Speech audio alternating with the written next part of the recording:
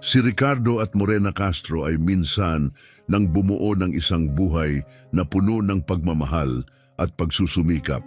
Pinalaki ang kanilang 5 anak sa kabila ng lahat ng sakripisyo. Ngunit ngayong sila'y nasa dapit hapon ng kanilang buhay, sila'y naiwan ng mag-isa. Kasama lamang ang kanilang lumang pick-up na halos bumigay na at ang tapat na German Shepherd na si Ranger. Noong araw na yon, hindi huminto ang ulan, nilalamig si Ricardo sa kanyang manipis na Amerikana habang walang magawa, pinapanood ang mga estranghero na inaalis ang kanilang mga gamit. Bawat gamit ay parang piraso ng kanilang kasaysayang binubura. Si Morena ay naghihintay sa loob ng truck, may tubo na nagbibigay ng oxygen. Ang isang kamay ay nakapatong ng marahan sa ulo ni Ranger. Mula nang dumating ang foreclosure notice, 6 na linggo na ang nakararaan, hindi na umalis ang aso sa kanyang tabi. Dumating si Antonio, ang panganay nilang anak, may dalang magarang payong at suot ang mamahaling Amerikana.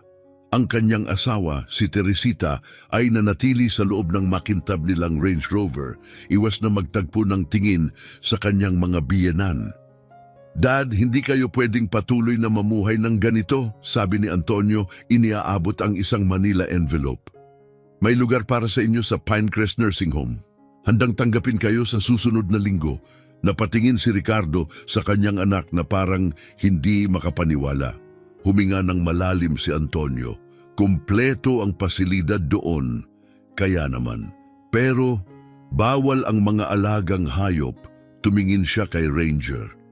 Nanginig ang tinig ni Ricardo. "Ang asong yan ang kasama namin sa lahat ng hirap. Kinuha namin ang mortgage para iligtas ang restaurant mo. Binayaran ng law degree ni Carmela, pati ang pagkakautang sa sugal ni Alfredo. Nakatira kami rito ng 47 taon. At ngayon, gusto mo kaming itapon. Sinasabi mong si Ranger ay aso lang, pamilya siya." Lumabas si Teresita, ang kanyang takong kumalabog sa basang semento. "Ricardo, magpakatotoo ka. Pareho kayong may sakit, wala ng pera, at sa totoo lang, pabigat na kayo. Ang aso, isa pang bibig na pakakainin." Dahan-dahang bumaba si Morena mula sa truck, hila ang oxygen tank. "Ibinigay namin sa inyo ang lahat, ang aming retirement, ang aming ipon, ang aming bahay.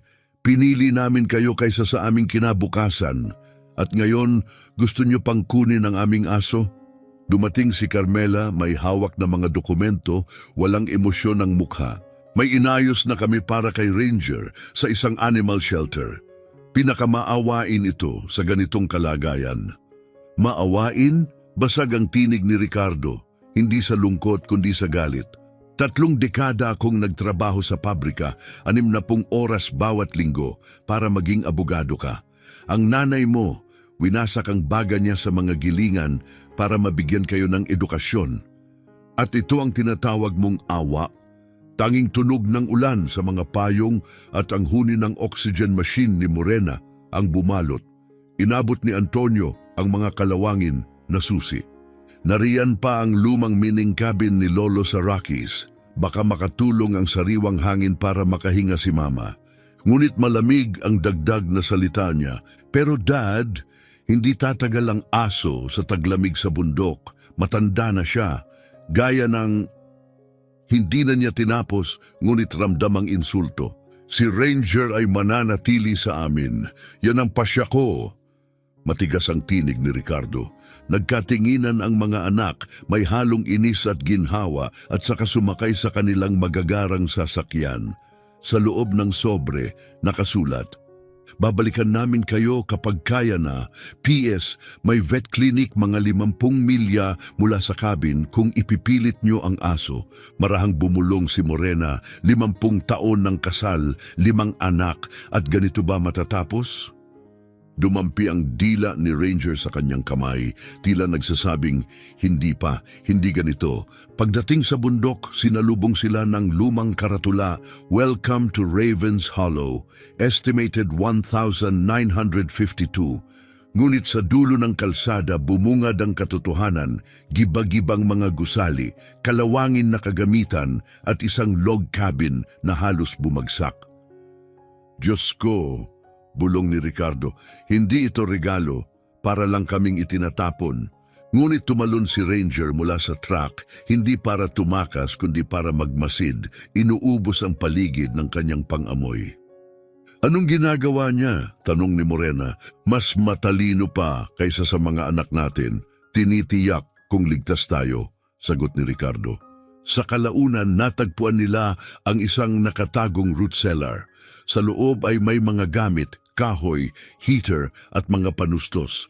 Sa dingding nakaukit EC 1953, Emmanuel Castro. Napangiti si Ricardo. Magaling na aso. At sa unang gabi, matapos ang lahat ng unos, nakatulog sila, magkakasama, ligtas at may bahid ng pag-asa. Humupa na ang bagyo, iniwan ang isang mundong parehong malupit at kahanga-hanga. Ang nagyeyelong mga puno ng pino ay nakatayo na parang mga tahimik na bantay sa paligid ng clearing, at ang sumisikat na araw ay ginawang naglalagablab na tore ng apoy ang mga tuktok ng bundok na nababalutan ng niyebe. Ano ang nakikita mo, boy? Malumanay na tanong ni Ricardo. Mahinang umungol si Ranger at kinamot ang bintana ng truck. Sa tabi niya, kumilos si Morena, kapansin-pansing mas nahihirapan sa paghinga sa manipis na hangin sa bundok. May mali ba? Tanong niya. Hindi ako sigurado, tugon ni Ricardo. May tinititigan siya roon pero wala akong nakikitang kakaiba. Suriin mo ang mangkok niya, mungkahi ni Morena, ngunit nanatiling hindi nagalaw ang pagkain at tubig. Gayunpaman, nanatiling nakatutok ang mga mata ni Ranger sa gilid ng bundok, parang nakapako sa isang bagay na hindi nila makita. Habang lumilipas ang araw, inikot ni Ricardo ang cabin, sinusuri kung anong maaaring magamit pa. Ngunit si Ranger ay nanatiling alerto. Umiikot sa paligid, sumusuyod ng lupa gamit ang ilong at laging bumabalik para tumitig muli sa parehong bahagi ng bundok. Pagsapit ng tanghali, naging imposibleng ipagsawalang bahala ang pattern. Sa tingin ko gusto niya tayong sumunod, wika ni Ricardo sa wakas. Nag-alinlangan si Morena. Hindi ko alam kung makakaya kong umakyat ng ganon. Mabigat ang dibdib ni Ricardo sa desisyon. Iiwan ba niya si Morena para sundan ang gabay ni Ranger? Malubha ang kanyang paghinga at bawat hakbang ay tila pahirap. Dito ka na lang, mahinang sabi ni Ricardo, ako na ang titingin. Ngunit nang lumayo siya tumangging, sumama si Ranger. Nanatili itong nakatayo sa tabi ni Morena, matatag. Hindi siya aalis nang wala ka na pagtanto ni Ricardo. Kung ano man ang nandoon, gusto niyang ikaw ang makakita. Sumilay sa mga mata ni Morena ang parehong matinding determinasyon na minsan nang nagpatunay na mali ang mga doktor nang sabihing hindi siya aabot sa pagtatapos ng bunso nilang anak. Tulungan mo akong isuot ang emergency tank, aniya. Inaabot ang maliit na portable oxygen. Mabagsik ang pag-akyat, bawat ilang yarda kailangang huminto ni Morena, nakasandal sa mga puno o bato. Mababaw at mabilis ang kanyang paghinga, kahit may oxygen. Pinagmamasdan siya ni Ricardo, balisa at tila walang magawa. Ngunit si Ranger ay matiyaga, naghihintay tuwing sila'y humihinto at muling humuhuni ng marahan kapag handa na silang magpatuloy. Halos isang kapat na milya pa lamang ang nararating nila nang biglang tumakbo si Ranger na wala sa likod ng malalaking bato. Umalingaw-ngaw ang kanyang tahol. "Ranger," tawag ni Ricardo. "Ano yon, boy?" At nang malampasan nila ang mga bato, napatigil sila sa kanilang nakita. Sa isang natural na uka sa lupa, naroon ang isang bilog na lawa, halos 30 talampakan ang lapad. Kristal na malinaw ang tubig, payapa, napapalibutan ng makikinis na bato. Sa kabila ng malamig na hangin, bahagyang umuusok ang ibabaw, kumikislap sa araw na parang mahiwagang ulap. "Mainit na bukal," bulong ni Ricardo na palitan ng pagkamangha ang pagod. Nakatayo si Ranger sa gilid, masiglang kumakawag ang buntot. Dinampian niya ng isang paa ang tubig at tumingin pabalik para bang inaanyayahan sila. Sumiklab ang pagiging siyentipiko ni Morena, ang dating ugali niyang tumulong sa mga anak sa science fair at math homework. Thermal spring, sambit niya, nakangiti. Maraming mineral ito. Gumagastos ang mga tao ng libo-libo para makaligo sa ganitong tubig. Pinaupo siya ni Ricardo sa isang patag na bato. Dinampi niya ang mga daliri sa tubig at inamoy. Amoy suplemento ng lola ko, sulfur, baka may magnesium din. Pagkaraan gumawa ng kakaibang kilos si Ranger. Nagsimulang maghukay malapit sa bukal, nagtatalsikan ang niebe at lupa. Maya-maya, isang kinakalawang na sulok ng kahon ang lumitaw. Lumuhod si Ricardo, nilinis ang lupa at lumabas ang isang lumang kahong metal, kasing laki ng isang makapal na aklat. Nakaukit sa takip ang mga salitang A. Castro, 1953. Isa na namang regalo mula sa lolo mo, bulong ni Morena. Sa loob ay may leather-bound journal, mga geological map, sulat at isang litrato, larawan ng isang lalaki sa tabi ng parehong bukal, si Emmanuel Castro, ang lolo ni Ricardo. Sa tabi niya, isang German Shepherd na halos kamukha ni Ranger, nakatayo ng mayabang. Sa likod ng larawan, sa kupas na sulat kamay. Ang parmasya ng Diyos ay nagpapagaling kung saan nabibigo ang medisina. Si Rex ang nakatuklas nito, gaya ng laging ginagawa ng mga aso. Inamoy ni Ranger ang larawan at tumingin kay Ricardo, para bang sinasabing, alam ko na ang kwentong ito. Pagsapit ng takip silim, inalis ni Morena ang kanyang sapatos. Sa tulong ni Ricardo, ibinabad niya ang kanyang mga paa sa mainit na tubig. At agad ang pagbabago, nawala ang hapdi sa kanyang mukha, naging maluwag ang kanyang anyo. Parang may pumapasok sa loob ko ang tubig, bulong niya. Parang humihinga sa ilalim ng tubig, pero payapa. Pagbalik nila sa cabin, mas maayos ang kanyang paghinga, hindi kasing bigat ng dati, at ang bawat hakbang ay hindi na ganoon kahirap. Kinagabihan, magkatabi silang nakabalot sa kumot sa loob ng truck, binabasa ang journal ni Emmanuel sa liwanag ng flashlight.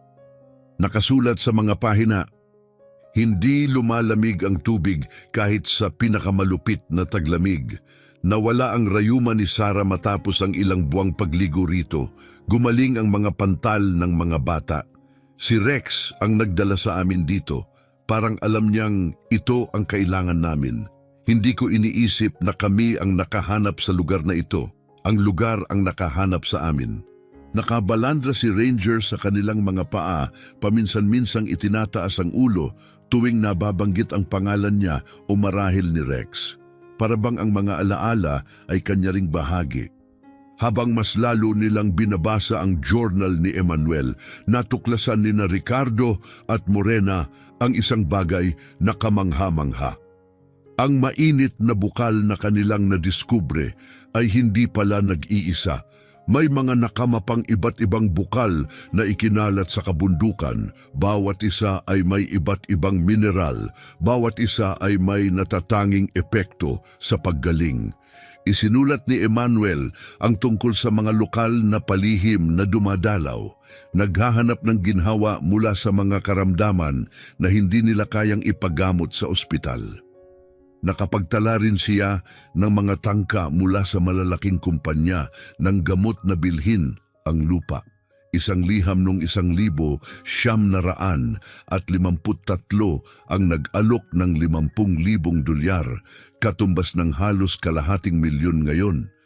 Ngunit tumanggi si Emmanuel, pinili niyang panatilihing lihim ang mga bukal, isang sikreto ng pamilya. Ang huling entry sa journal na isulat 1 buwan bago siya pumanaw ay nag-iwan ng mga huling salita. Ang bundok ay nagbibigay lamang ng kaloob sa mga tunay na nangangailangan. Ang mga anak ni Rex ay nagkalat kung saan-saan, ngunit naniniwala akong may babalik kapag muli ng kinakailangan ng mga bukal. Naalala ng mga aso ang nalilimutan ng tao. Napatingin si Ricardo kay Ranger na lalaki ang mga mata sa tahimik na pagkakaunawa. Alam mo, bulong niya, sa kung anong paraan, alam mo talaga. Hinawakan ni Morena ang kamay ni Ricardo. Iniwan tayo ng mga anak natin na wala, mahinahong wika niya. Ngunit marahil ang wala na ito ay siyang lahat ng talagang kailangan natin. Dumating ang bagong araw na may nakasisilaw na kulay. Tumama ang liwanag ng araw sa maliliit na kristal ng yelo sa hangin, lumilikha ng mga bahaghari sa ibabaw ng niebe. Nagising si Ricardo na masakit ang katawan matapos ang isa pang gabi sa loob ng truck, ngunit mas malinaw ang kanyang isipan kaysa sa mga nagdaang taon. Sa tabi niya, mahimbing na natutulog si Morena, mas payapa kaysa sa mga buwang nakalipas. Patay na ang kanyang oxygen machine, tuluyang naubos ang kuryente. At gayon pa man, mas maganda pa ang kanyang paghinga kaysa sa inaasahan ng sinuman. Nakatayo si Ranger sa labas, alerto, para bang handa na sa unang utos ng araw. Lumabas si Ricardo, iniunat ang kanyang likod na naninigas. Lumapit ang aso, tinulak ng ilong ang kanyang kamay, saka tumingin patungo sa cabin, lalo na sa bahagi nitong gumuho ang bubong. Tama ka, sabi ni Ricardo, hindi tayo pwedeng matulog sa truck magpakailanman. Una niyang naisip ang humingi ng tulong, baka may makilala sila sa pinakamalapit na bayan na makakumpuni ng kabin, ngunit dumagundong ang katotohanan. Wala silang higit 800 at 50 dolyar, wala ring telepono, at ang daan ay natabunan ng niebe na baka buwan bago malinis. Muling tiningnan ni Ricardo ang sirang kabin, hindi bilang guho, kundi bilang hamon. Mahigit 3 dekada siyang nagpanatili ng mga luma at kalawangin na makina sa pabrika, kahit walang tamang piyesa o gamit. Kung nagawa niya iyon, magagawa rin niyang ayusin ang cabin. Isa lang itong malaking makinang hindi gumagalaw, wika niya kay Ranger na tumagilid ang ulo na para bang sumasang-ayon. Lumabas si Morena mula sa truck, may kamay sa kanyang dibdib. May kakaiba akong nararamdaman, wika niya na mamangha. Parang may bumitaw sa loob ko kagabi. Kung para kay Ricardo ay isang personal na biyaya ang bukal, para kay Morena ay higit pa ito. Kailangan nating gawing tirahan ang lugar na ito, sabi niya na puno ng bagong sigla, at gumawa ng daan para makarating ako sa bukal araw-araw. At iyon ang naging una nilang layunin, ang gumawa ng daang mula cabin hanggang bukal. Nilagyan nila ito ng mga bato, pinatibay ng kahoy mula sa mga giba-gibang gusali sa paligid.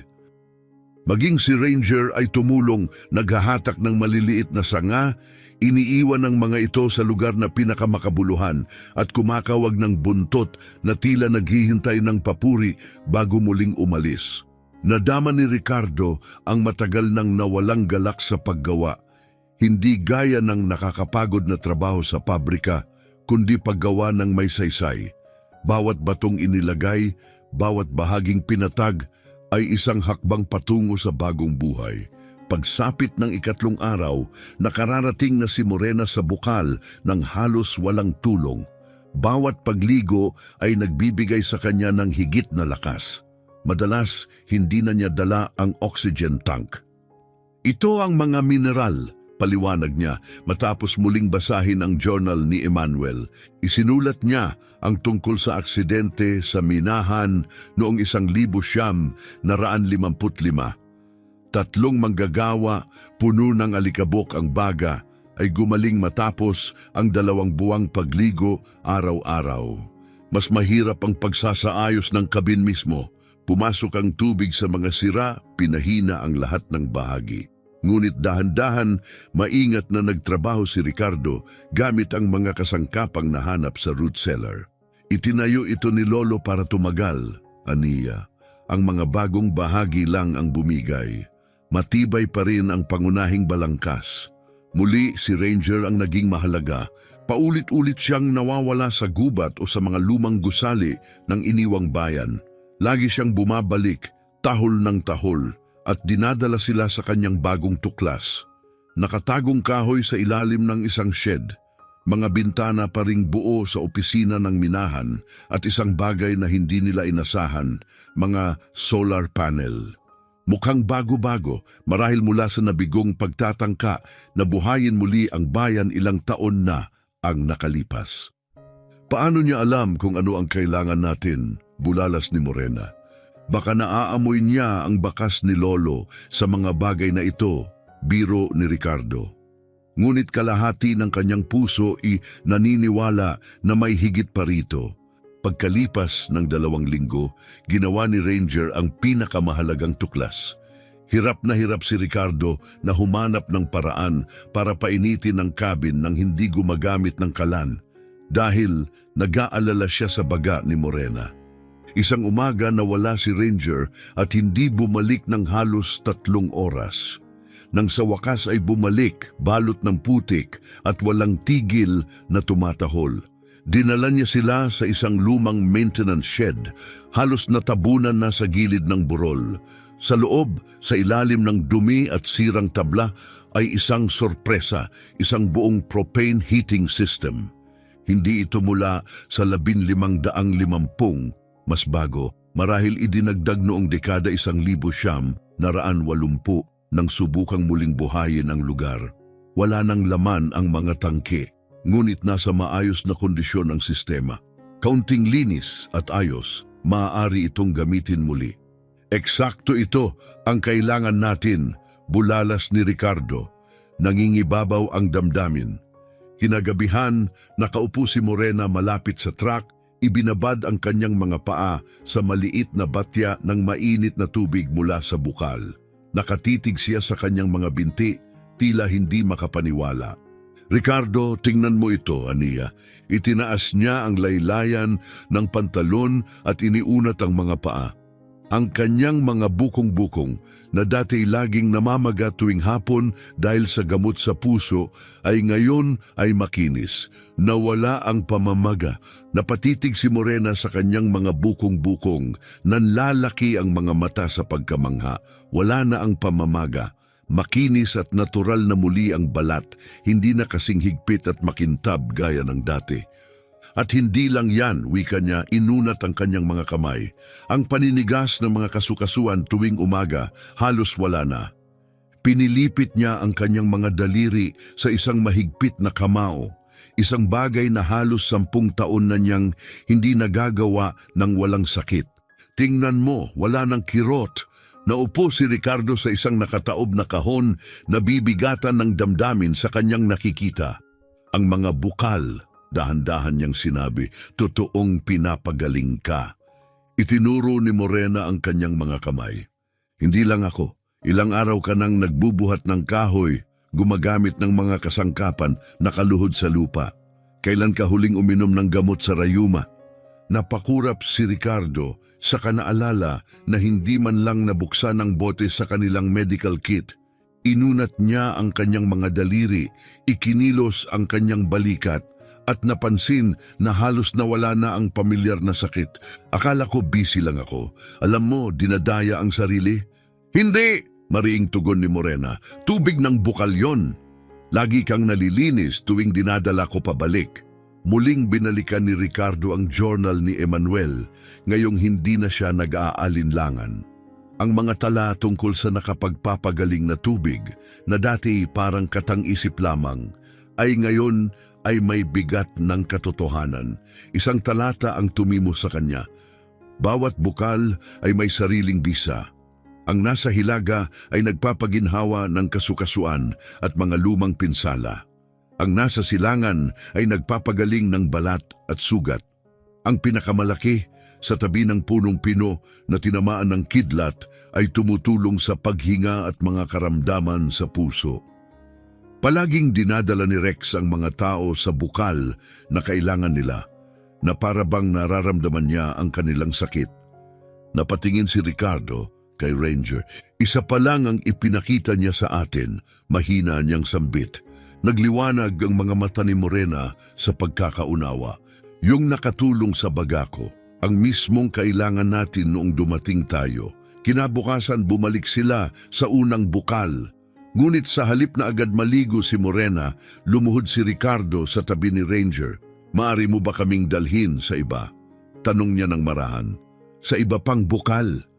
Tumingala ang aso, nagbigay ng mahinang ungol at saka umikot ng minsan bago tumuloy sa gilid ng bundok.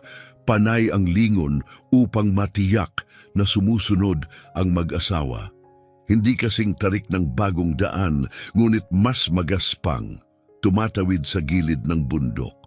Maingat na inalalayan ni Ricardo si Morena.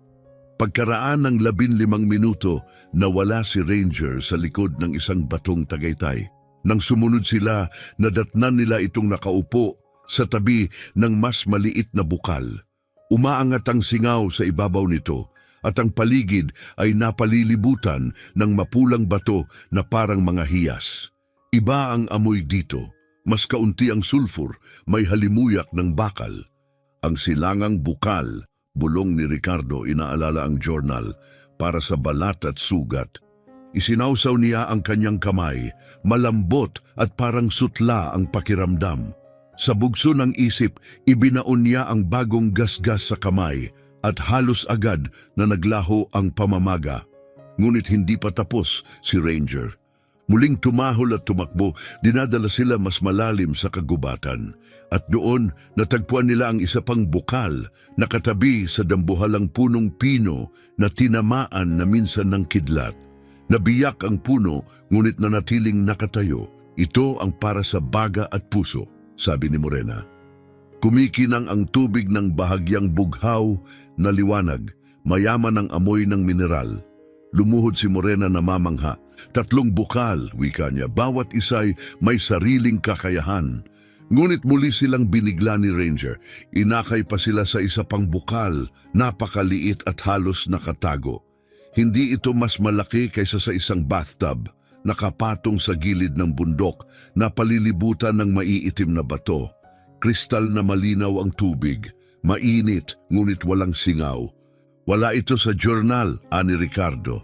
Marahil nabuo matapos ang panahon ni Emmanuel. Isinawsaw ni Morena ang mga daliri at tinikman.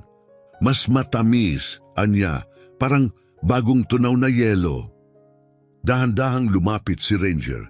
Hindi gaya ng dati. Humiga siya sa tabi ng bukal, inilapag ang kanyang baba sa mga bato, tahimik at parang nagdarasal. Inunat ni Ricardo ang kamay, ngunit umungol si Ranger, hindi marahas, kundi nagbababala. Sinasabi niyang kakaiba ito, wika ni Morena. Sagrado ang bukal na ito, kailangan nating igalang. Pagbalik nila sa cabin, bagamat pagod, ay puno ng sigla. Hindi na lamang isang lumang bahay ang kanilang mana, isang lambak ng mga bukal ng kagalingan. Akala ng mga anak natin, ipinadala nila tayo rito para mamatay, marahang wika ni Morena. Ngunit marahil ipinadala nila tayo sa nag-iisang lugar na makapagliligtas sa atin. Ano ang gagawin natin sa regalong ito? Tanong ni Ricardo. Sa sumunod na linggo, nakabuo sila ng bagong ritmo. Mga umagay ginugol sa pag-aayos ng cabin. Pinatatag ni Ricardo ang balangkas habang si Morena na patuloy na lumalakas ay nagsasaayos ng mga gamit at nagsimulang maglinis ng lupa para sa isang hardin na didiligan ng tubig bukal. Sa hapon sinusundan nila si Ranger sa kung aling bukal ang tila pinakakailangan nila sa araw na iyon. Bawat oras na lumilipas, nagbabago ang kabin mula sa guho at lamig tungo sa tahanang mainit at buhay. Tinapal ni Ricardo ang bubong gamit ang mga lumang yero mula sa mga guho. Ikinabit ang mga bintanang nailigtas mula sa opisina ng minahan at sinilyuhan laban sa hangin. Ang mga solar panel ng malinisan at maitayo ng maayos ay nagbigay ng kuryente para sa mga ilaw at sa mga kagamitang medikal ni Morena.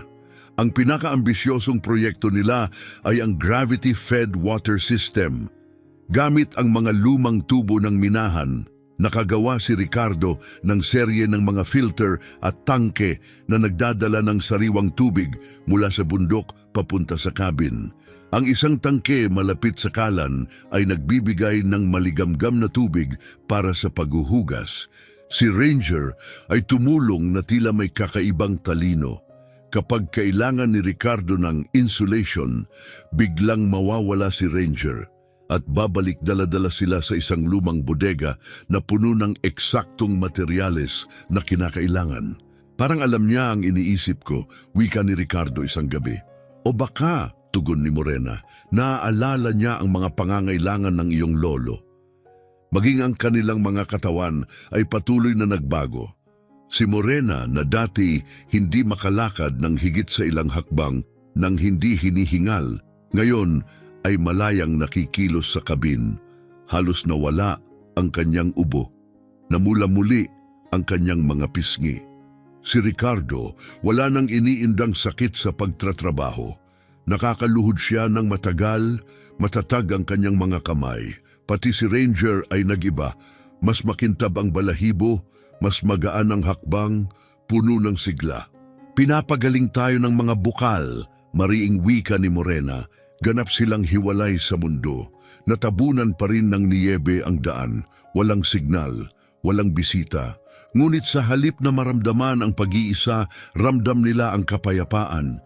Isang buwan matapos dumating, nadiskubre ni Ricardo ang isang lumang ham radio sa opisina ng minahan. Kaunting ayos at muli itong gumana. Nakontak niya ang isang park ranger station 30 milya ang layo. Hindi upang humingi ng tulong, kundi para lang ipaalam na buhay sila. Ayos lang kami, aniya sa nagulat na ranger. Gusto lang naming may makaalam na nandito kami. Kinagabihan, nagpasya sila. Gamit ang journal ni Emmanuel bilang gabay, gagawin nilang layunin ang kanilang likas na pagtuklas. Dinisenyo ni Morena ang mga terraced soaking pools upang tipunin at mapanatili ang tubig mula sa iba't ibang bukal. Gumuhit si Ricardo ng mga plano para sa maliliit na silungan at upuan, mga lugar na pahingahan at paggalingan. Maging si Ranger ay nakibahagi, nagdadala ng materyales at gumagabay sa ligtas na lupain na maaaring baguhin nang hindi sinisira ang daloy ng tubig.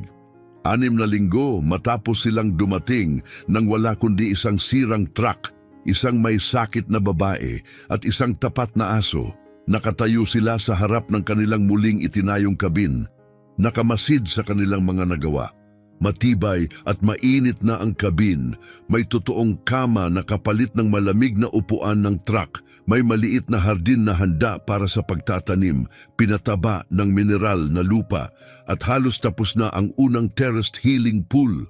Bawat batong inilagay ng may paggalang, karamihan ay natagpuan mismo ni Ranger. Dumating tayo rito na wala, mahina ang sabi ni Ricardo, nakatanaw sa mga bundok.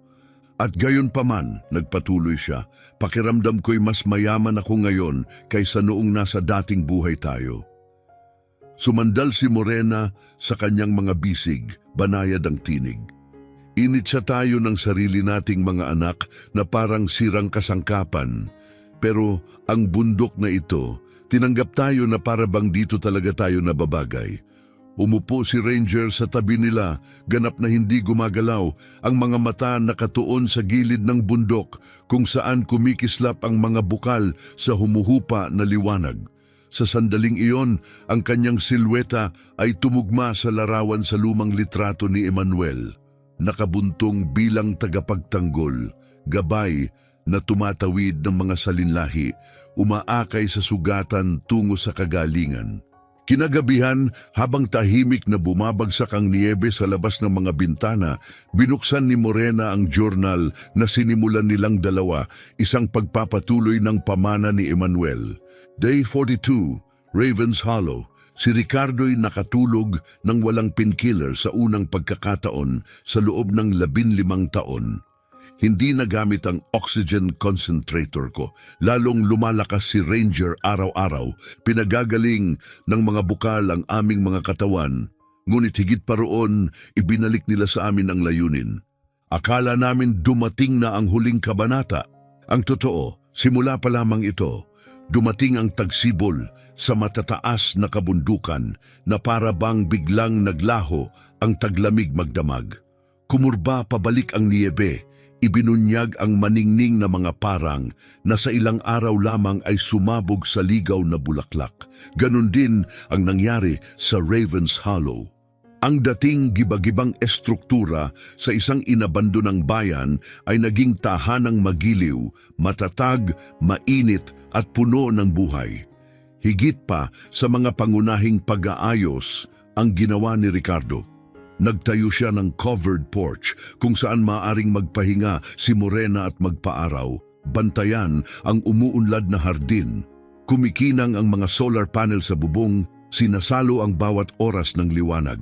Sa kabila, nakatindig ang bagong chimenea, muling binuo, bato sa ibabaw ng bato gamit ang orihinal na teknik ni Emmanuel. Nagbago rin si Ranger, hindi na lang siya kasama, isa na siyang tunay na katuwang. Tuwing umagay ipinapara niya ang lupain, binababalaan sila sa mga dumadalaw na hayop. Pinatatakbo niya ang usa at pinipigilan ang paminsan-minsang itim na oso. Sa tamang oras ng tahol, sumagana ang hardin ni Morena, salungat sa inaasahan sa ganitong kataasang lugar. Sa tubig bukal na dumidilig sa lupa, umusbong ang mga gulay ng sagana at mainam. Matamis at buo ang letsugas, napaaga ang paghinog ng mga ugat na gulay, at ang mga halamang gamot ay naglalabas ng samyong tila mahika. Ito ang mga mineral, paliwanag ni Morena. Pinaikot ang tubig at lupa sa mga garapon na salamin. Pinapakain ng mga bukal ang mga halaman, gaya ng pagpapakain nila sa atin. Isang gabi, habang ibinababad nila ang mga paa sa tubig bukal sa may cabin, tumingin si Ricardo sa kanya. Pakiramdam ko'y 30 taon ang ibinawas, nakangiti niya, parang ibinalik sa akin ang pinakamagandang bahagi ng buhay. Sinipat ni Morena ang sariling refleksyon sa pinakintab na salaming metal na ginawa ni Ricardo. Parang pabaligtad ang takbo ng oras. Maging si Ranger ay tila bumabata, nawala ang uban sa kanyang nguso, napalitan ng makinis na itim na balahibo, kumikinang ang kanyang ball coat sa kalusugan.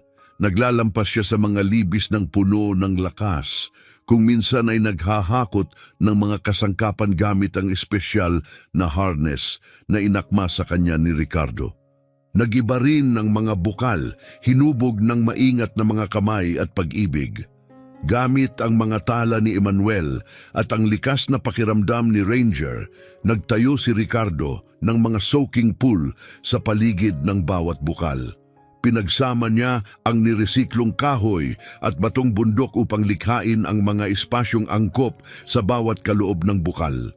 Ang bukal sa paghinga ay may malilim na plataporma para sa tahimik na meditasyon kung saan marahang umaangat ang singaw na maaring langhapin upang guminhawa ang baga. Ang bukal sa kasukasuan ay may mga bangkong may sandalan para sa komportabling ginhawa. Ang bukal sa balat ay may banayad na pahilis na pasok sa tubig upang madaling makalubog ang sinuman. Ang pinakamaliit na tinawag nilang bukal ng paggalang ay halos hindi nila ginalaw, makitid lamang na batong daan ang patungo rito. Ramdam nilang hinihingi nito ang paggalang. Masinop si Morena sa pagtatala ng lahat. Pinagsanib niya ang karunungan ni Emmanuel at ang kanilang sariling mga tuklas, maingat na itinatala. Kung ano ang tinutulungan ng bawat bukal, gaano katagal ang ideal na pagbabad, temperatura at mga kombinasyong nagpapalakas ng pagaling. Ang kanyang mga tala ay naging lumalaking katalogo ng likas na medisina.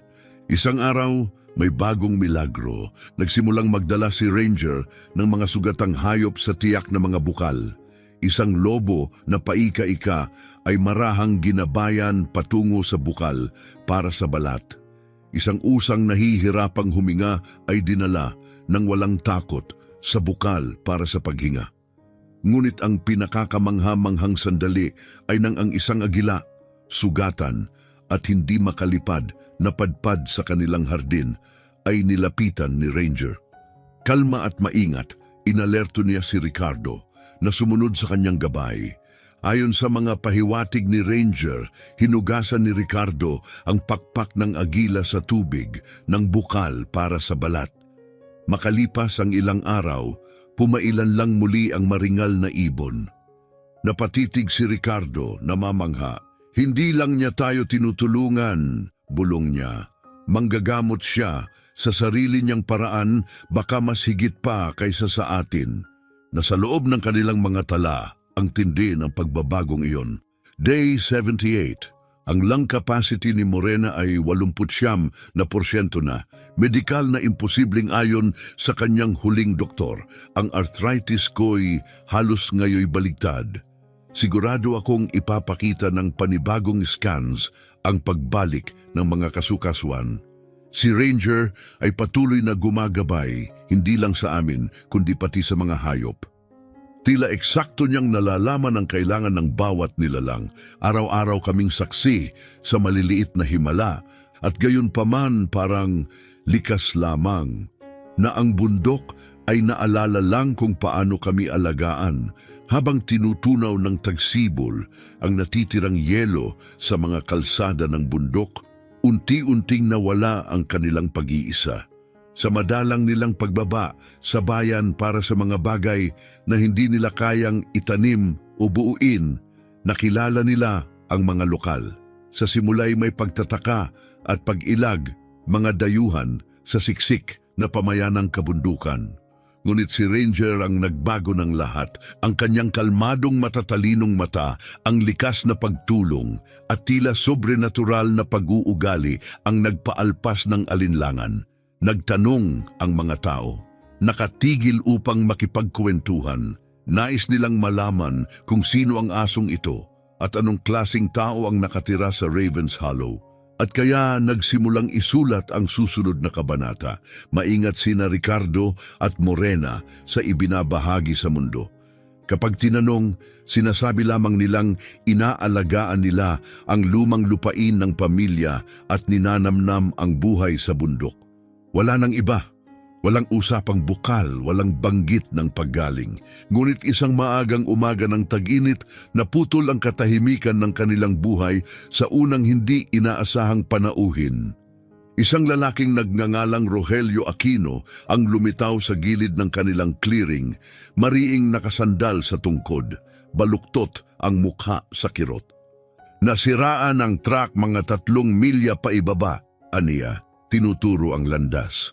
Sumasakit ng todo ang balakang ko. Nakita ko ang usok mula sa chimenea ninyo. Akala ko may telepono kayo.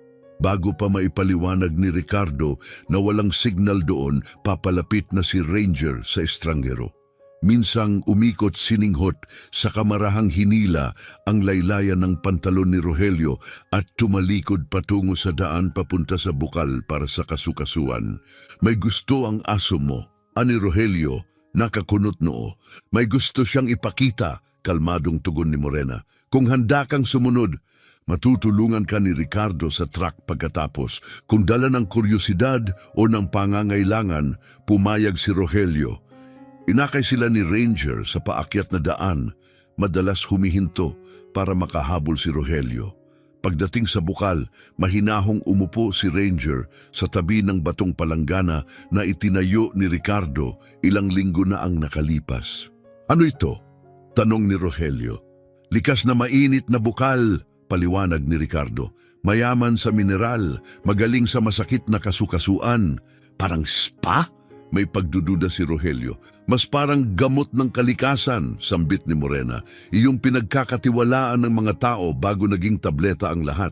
Marahil dahil sa kasimplehan nito o dahil sa walang humpay na kirot, dahan-dahang ibinabad ni Rogelio ang mga paa sa mainit at banayad na tubig. Tinulungan ni Ricardo na alisin ang bota at itaas ang pantalon. Hindi agad dumating ang ginhawa, ngunit dumating. Makalipas ang 20 minuto, lumuwag ang mga balikat ni Rogelio. Kumalma ang panga. Inikilos niya ang kanyang binti sa tubig. Nagulat ang mga mata. 3 espesyalista na ang napuntahan ko, anas niya. Injections, therapy, operasyon na raw ang sunod. Pero ito, muli niyang iniikot ang binti, tila di makapaniwala. Ito na ang pinakamaginhawa sa loob ng maraming taon. Pag-ahon niya, mas matatag ang kanyang lakad, may pilay pa, ngunit kapansin-pansing nabawasan. Ano bang lugar ito? Tanong niya. At paano nalaman ng aso niyo ang kailangan ko? Tinutuklas pa namin, tapat na wika ni Ricardo. Parang iba-iba ang tulong ng bawat bukal. Si Ranger, alam lang niya kung alin ang bagay, tumango si Rogelio. May aso ako noon sa pangangaso, nakakakita ng pugo kahit saan pumalya ang iba. May ilang hayop, basta alam, nag-aatubili siya sandali. Pwede ba akong bumalik para sa balakang? At sa payak na kahilingang yon, dahan-dahang ibinuka ng Raven's Hollow ang mga bisig nito. Nagbalik si Rogelio, hindi lang para sa balakang kundi kasama ang asawang si Margaret na nakatagpo rin ng ginhawa para sa arthritis sa parehong bukal. May dala silang mga handog, garapon ng preserves, sariwang huling trout, mga kasangkapang di nagamit. Higit sa lahat, dala nilang paggalang, naiintindihan nila nang di na kailangang sabihin na may pribado at banal dito. Sa pamamagitan nila, nabuo ang maliit na lihim na ugnayan, mga lokal na may pangmatagalang karamdaman na bigong malunasan ng karaniwang gamutan. Mga taong halos sumuko na sa pag-asa. Pare-pareho ang tugon ni Ranger sa bawat panauhin, sinisinghot, umiikot, at pagkatapos ay tiyak na inihahatid sa bukal na akmang-akma sa kanilang kalagayan, kapanapanabik sa tumpak na paraan. Naglatag sina Ricardo at Morena ng ilang payak na tuntunin, bisita sa pamamagitan lamang ng kahilingan, walang anunsyo, walang singilan, tulong lamang sa pagpapanatili, maaring gamit, serbisyo o munting donasyon. Nakatulong ang mga ito upang mapaganda ang lugar nang hindi inuubos ang kanilang ipon. Pagsapit ng kalagitnaan ng tag-init, kabilang na sa lingguhang takbo ng buhay nila ang 3 araw ng bisita.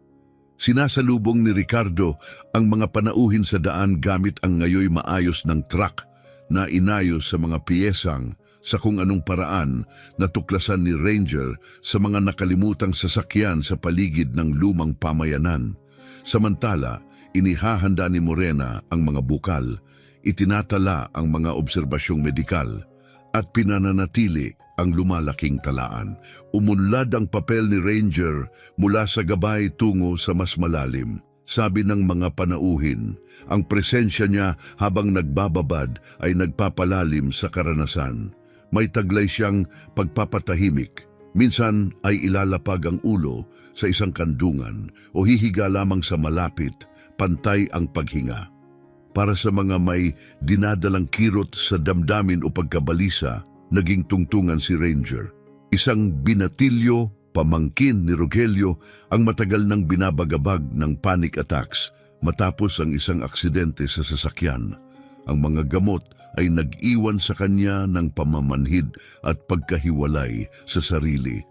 Ngunit matapos ang 3 pagdalaw sa bukal sa paghinga, nakarga-karga ang presensya ni Ranger sa kanyang tabi.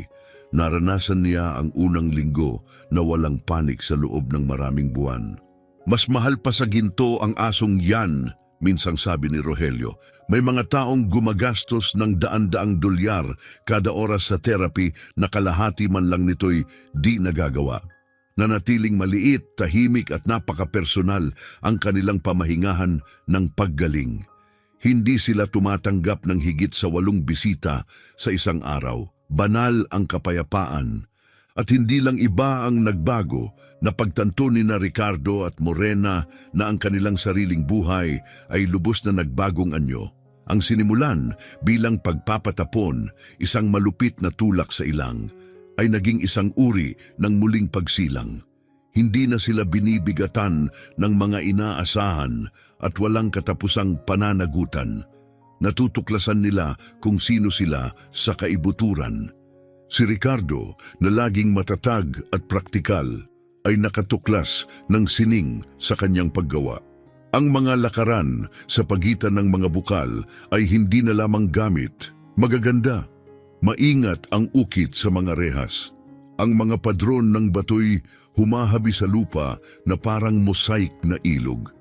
Nagtayo siya ng mga bangkong saktong-sakto sa unang sikat ng araw o sa tanaw na pinakamagandang sumasalo sa mga tuktok. Si Morena na minsang hinubog ng pagiging ina at tungkulin ay namulaklak sa bago. Isang manggagamot, isang mananaliksik, isang marunong na babae ng kabundukan. Ang masusing mga tala ni Morena tungkol sa mga bukal ay hindi na lamang personal na mga notasyon, unti-unti na silang nagiging isang tunay na sangguniang aklat. Ang matalas niyang kutob na pinapares sa kahangahangang kakayahan ni Ranger na suriin ang bawat panauhin ay bumuo ng isang kuponang walang katulad. Magkasama, nakalikha sila ng pambihira, isang puok kung saan ang paggaling ay hindi lang tumatama sa katawan, umaabot ito hanggang sa kaluluwa. Oo, umuuwi ang mga tao na mas kaunti ang kirot. Ngunit marami ring umuuwi na mas malinaw ang pag-iisip, may kapanatagan o may muling natagpo ang layunin na inakala nilang nawala na. Isang gabi habang pinapanood nilang gawing gintong kumikislap ng takip silim ang mga bundok, nagsalita si Ricardo, mapagnilay. Akala natin tapos na tayo, sabi niya, lampas na sa kasibulan, handa ng kalimutan. Pero ngayon, pakiramdam ko, ito ang pinakamakabuluhang gawain ng buhay natin. Tumango si Morena, iniuna ng ulo sa kanyang balikat. Para sa mga anak natin, problema lang tayo na dapat alisin. Pero rito, naging iba tayo. Mabuti, kapaki-pakinabang. Itinaas ni Ranger ang ulo, kumislot ang mga tainga patungo sa kalsada. Hindi na bahala, ngunit mapanlihim na nagmamasid. May parating, bulong ni Morena. Makalipas ang ilang minuto, may lumitaw na truck. Hindi sina Rogelio o Margaret. Isang babaeng nasa maagang 60 ang bumaba. Matangkad, tiwala sa sarili, kayumangging balat na hinubog ng araw at may kamerang nakasabit sa leeg. Kumikilos na para bang likas sa kanya ang labas. Iyan si Dr. Sara Morales, mahinang sabi ni Morena. Siya ang nagpapatakbo ng klinik na nadaanan natin noong nakaraang tagsibol. Malamang si Rogelio ang nagkwento sa kanya tungkol sa mga bukal. Hindi ko lang inakalang siya mismo ang darating. Tinrotehan ni Ranger ang paakyat na daan upang salubungin siya, minsang umikot gaya ng dati. Pagkatapos ay gumawa siya ng bago. Tumahol ng minsan, matulis at sadyang-sadya, saka nagbalik kina Ricardo at Morena, huminto at tumalikod upang akayin ang babae papasok. Hindi pa niya kailanman ginawa yon, wika ni Ricardo. Para bang ipinahahayag niya siya, tugon ni Morena. Lumapit si Dr. Morales na may kuryosidad, hindi paghuhusga. Hindi matapos-tapos si Rogelio Aquino sa kakasabi tungkol sa mga bukal ninyo, ngiti niya. At bilang nag-iisang doktor sa milya-milyang palibot, napapansin ko kapag biglang tumitigil ang mga tao sa follow-ups dahil gumiginhawa sila. Bahagyang nangulubot si Ricardo, ditiyak sa pakay niya. Ngunit itinaas ni Dr. Morales ang palad bago pa siya makasagot. Hindi ako nandito para magsara ng kahit ano, mabilis niyang sabi. Nandito ako dahil curious ako at dahil may sarili rin akong mga laban na hindi malutas ng makabagong medisina. Itinaas niya ang kanang kamay, lantad ang pamamaga ng kanyang mga buko. Rheumatoid arthritis, aniya. 20 taon ng operasyon ng paggagamot sa mga hayop at ngayong halos hindi ko na mahawakan ng scalpel. Bumalik si Ranger sa kanyang tabi at marahang iginudgod ang ilong bago tumingin sa daan papunta sa bukal para sa kasukasuan. Natatangi ang aso ninyo, mahina niyang sabi. Ngumiti si Morena. Binanggit ni Rogelio ang kaya niyang gawin. Hindi ka panipaniwala hanggat hindi mo nakikita. Lumuhod si Dr. Morales sa tabi ni Ranger. Siniyasat siya na gaya ng isang bihasang veterinaryo. German Shepherd Mix, siguro 9 na taon pero kumikilos na parang 5. Gumagaling din siya, wika ni Morena. Pare-pareho kaming wasak nang dumating dito. Ang pagdalaw ni Dr. Morales ang naging malaking pagliko sa Ravens Hollow. Hindi lang siya kuryosong bisita, bilang siyentipiko at manggagamot din, nagdala siya ng balangkas at linaw sa mga natuklasan nina Ricardo at Morena sa pamamagitan ng kutob. Ilang pagdalaw lamang sa bukal para sa kasu-kasuan at nabawi niya ang buong galaw ng mga kamay, isang bagay na hindi naibigay ng maraming taon ng gamot.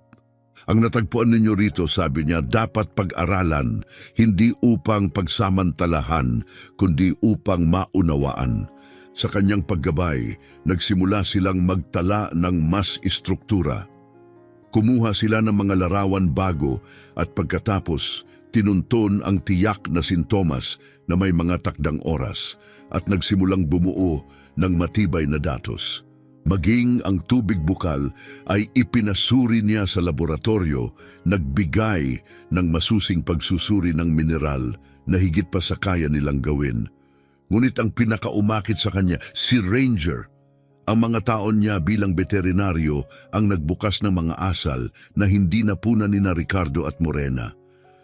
Hindi lang pisikal na kondisyon ang naaamoy niya, paliwanag niya.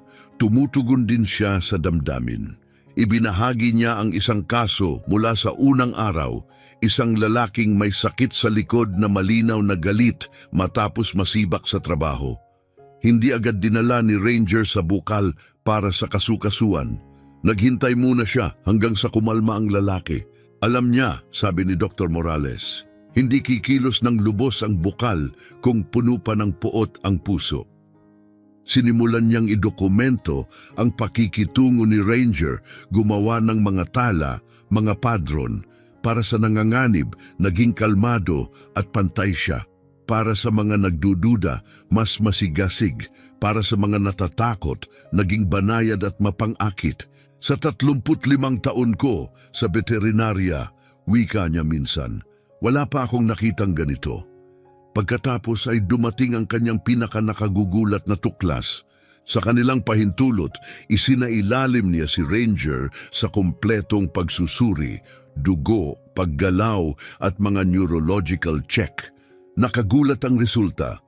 Lahat ng marker niya, sabi niya, ang mga kasukasuan, paggana ng utak, maging ang cellular regeneration, lahat ay tumuturo sa asong mas bata ng 5 taon. Marahil higit pa.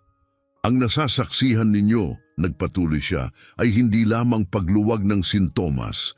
Ito ay pagbaligtad ng edad sa antas na biolohikal. Tahimik na nakinig sina Ricardo at Morena na mamangha. Para sa kanila, milagro ito mula pa noon. Ngunit ngayon, humahabol ang agham, pinagtitibay ang nakikita nila sa sarili nilang mga katawan at ang mga pagbabagong nasasaksihan sa mga panauhing dumadalaw para sa ginhawa. At ngayon, sa mga katahimikan sa pagitan ng mga sesyon ng paggaling, nagsisimula nilang makita ang kanilang layunin, hindi lamang bilang mga tagapag-alaga ng lupa, kundi ng isang bagay na higit na dakila. Habang lumilipas ang panahon, nagsimulang makita ni Ricardo at Morena ang lahat sa ibang liwanag. Ang nagsimula bilang isang personal na paglalakbay tungo sa paggaling ay lumago ng higit pa. Una, tinulungan nito ang kanilang mga kapitbahay. Pagkatapos, ibinunyag nito ang mas malalim na bagay. Isang bagay na maaaring magbago ng maraming buhay. Kailangan nating protektahan ang lugar na ito, sabi ni Ricardo isang gabi. Habang lumulubog ang araw sa likod ng gulod, nag-iiwan ng mahahabang anino sa hardin. Kapag kumalat ang balita, dagdag ni Morena, tungkol sa tubig na bumabaligtad sa pagtanda at nagpapagaling sa may sakit, dadagsain ito ng mga kumpanya ng gamot, gagawin itong negosyo ng mga developer, at mawawala ang lahat ng mahika ng lugar na ito. Pagtatapos ni Ricardo, biglang tumindig si Ranger, mga taingay nakatayo, katawan ay alerto, hindi nababahala, ngunit mapagbantay. Naningkit ang mga mata ni Ricardo, kinuha ang binoculars at minasdan ng kalsada sa ibaba. Isang makintab na itim na SUV ang dahan-dahang umaakyat sa kalsadang bundok, lubhang kakaiba. Ang kumikislap na pintura at malinis na gulong ay sumisigaw ng dayuhan. Gumalaw si Ranger ng likas, tumayo sa pagitan ni na Ricardo at Morena. Ang kanyang anyo'y hindi na mausisa kundi protektibo. Mahinang wika ni Morena, wala tayong inaasahan ngayon. Nang huminto ang SUV sa tabi ng kanilang lumang truck, bumukas ang pinto sa driver at napahinto ang paghinga ni Ricardo. Si Antonio iyon. Bumaba ang kanilang panganay, kaswalang bihis, ngunit halatang mamahalin. Isang uri ng kaswal na hindi nababagay sa kabundukan. Mababang ungol ang lumabas kay Ranger. Naninigas ang katawan. Dahan-dahan lang, boy. Bulong ni Ricardo, hinaplos ang kwelyo ng aso. Tumingin-tingin si Antonio, tila hindi makapaniwala sa kanyang nakikita, ang matibay na cabin, ang hagdang-hagdang hardin, ang mga solar panel, at ang mga daanang paikot paakyat sa bundok. Ma'am, Dad, tawag niya, kayo ba talaga yan? Lumapit si Morena, tahimik ngunit maayos ang anyo. Kamusta, Antonio? Isang malaking sorpresa ito. Tila hindi ka panipaniwala, dahan-dahan niyang sabi papalapit. Nung huli naming makita kayo, hindi ganito ang itsura ninyo. Nung huli ninyong makita kami, tugon ni Ricardo, banayad ngunit matatag, basag at itinapon kami. Anong dahilan ng pagpunta mo rito ngayon? Pagkatapos ng 6 na buwang katahimikan, nag-alinlangan si Antonio, halatang naiilang. Sinubukan naming kontakin kayo, mga sulat, tawag, pero wala, parang naglaho kayo. Walang cell service dito, payak na sagot ni Ricardo. At sa nakikita ko, itinuro ni Antonio sa paligid, abala kayo. Bago pa makasagot si Ricardo, bumukas ang pinto sa pasahero. Bumaba si Carmela, may hawak na folder ng legal na papel. Sumunod si Alfredo at si Teresita, asawa ni Antonio, na tumingin sa paligid na may halatang pag-ayaw. Ang kanyang designer boots ay nanatiling malinis, waring puot pa lang ang ideya ng putik. Tumindig si Ranger sa harap ni Morena, matalim ang titig, hinaharang ang daraanan. Diyos ko, ani Carmela nakatitig sa ina. Ma'am, wala ka ng oxygen at ang buhok mo mas maitim, para kang bumata. Magaan ang hangin sa bundok, sagot ni Morena, may sukat ng ngiti. Pinagmasdan ni Teresita si Ranger. Nakaya pa ng aso? Bakit kayo naririto? Tanong ni Ricardo, walang galaw, walang alok ng yakap o pagbati. Nagkatinginan ang magkakapatid bago sumagot si Antonio. May mga kwento na kumakalat sa bayan tungkol sa isang retreat na pinapatakbo ng isang mag-asawang matanda. Tungkol sa mga bukal na nagpapagaling ng lahat mula arthritis hanggang hika. Tungkol sa isang aso na tila alam ang pangangailangan ng bawat tao. Tumitig siya kay Ranger, tahimik at hindi gumagalaw. Pamilyar ba?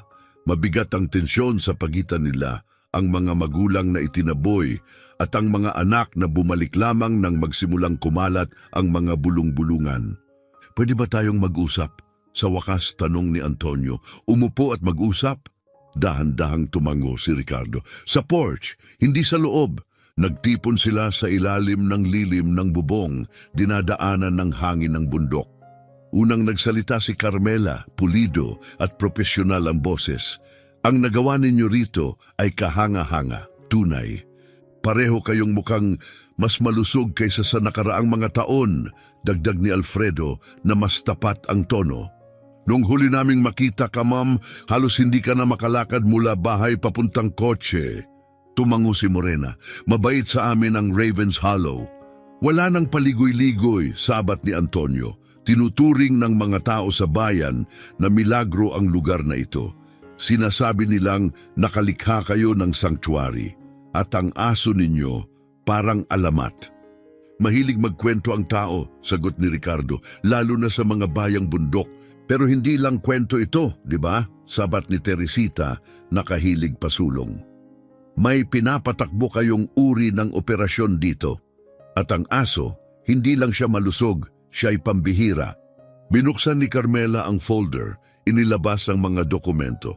Sinilip namin ang property claim mula sa 1950 ngens. Kasama rito ang malawak na karapatan sa ilalim ng lupa at tubig. Sa tamang development, napakahalaga nito. Development, matalim at malamig ang boses ni Morena. Hindi ito negosyo, Anya, at hindi ito ipinagbibili. Pero pwede, sabat ni Antonio, mapang-akit ang tinig. Isipin ninyo ang dami ng buhay na matutulungan. Isipin ninyo kung ano ang maaaring maging lugar na ito. Kung may pondo, kung may mga profesional. Dahan-dahang tumindig si Ricardo, walang mabasa sa mukha. Ang ibig mong sabihin ay gawing resort, spa, gated community para sa mayayaman at desperado. Tumingin siya sa paligid, sa lupain, sa cabin, sa mga daan at sa huli kay Ranger. Ang lugar na ito inilikha upang manatiling simple, dalisay. Tinanggap kami noong wala ng iba. Hindi namin ito ipapahiram para gawing makinang pangkalakal. Umihip ang hangin, nanatiling nakapwesto si Ranger, hindi gumagalaw. At ang bundok, walang hanggan at tahimik, tila nakikinig. Isang wellness retreat sa kabundukan na may tunay na mga bukal ng paggaling at isang therapy dog? Sa wakas ay nagsalita si Alfredo. Maaaring maging napakalaki nito. Ang branding pa lang, kusa ng susulat ng sarili nito. Ikakarga ko ang bahagi ng negosyo, patuloy niya. Gagawin itong totoong operasyon. Itatampok natin ang aso. Malaki ang merkado ng animal therapy. Kinakagat ng tao, yan. Sumabat si Teresita, hawak ang kanyang telepono.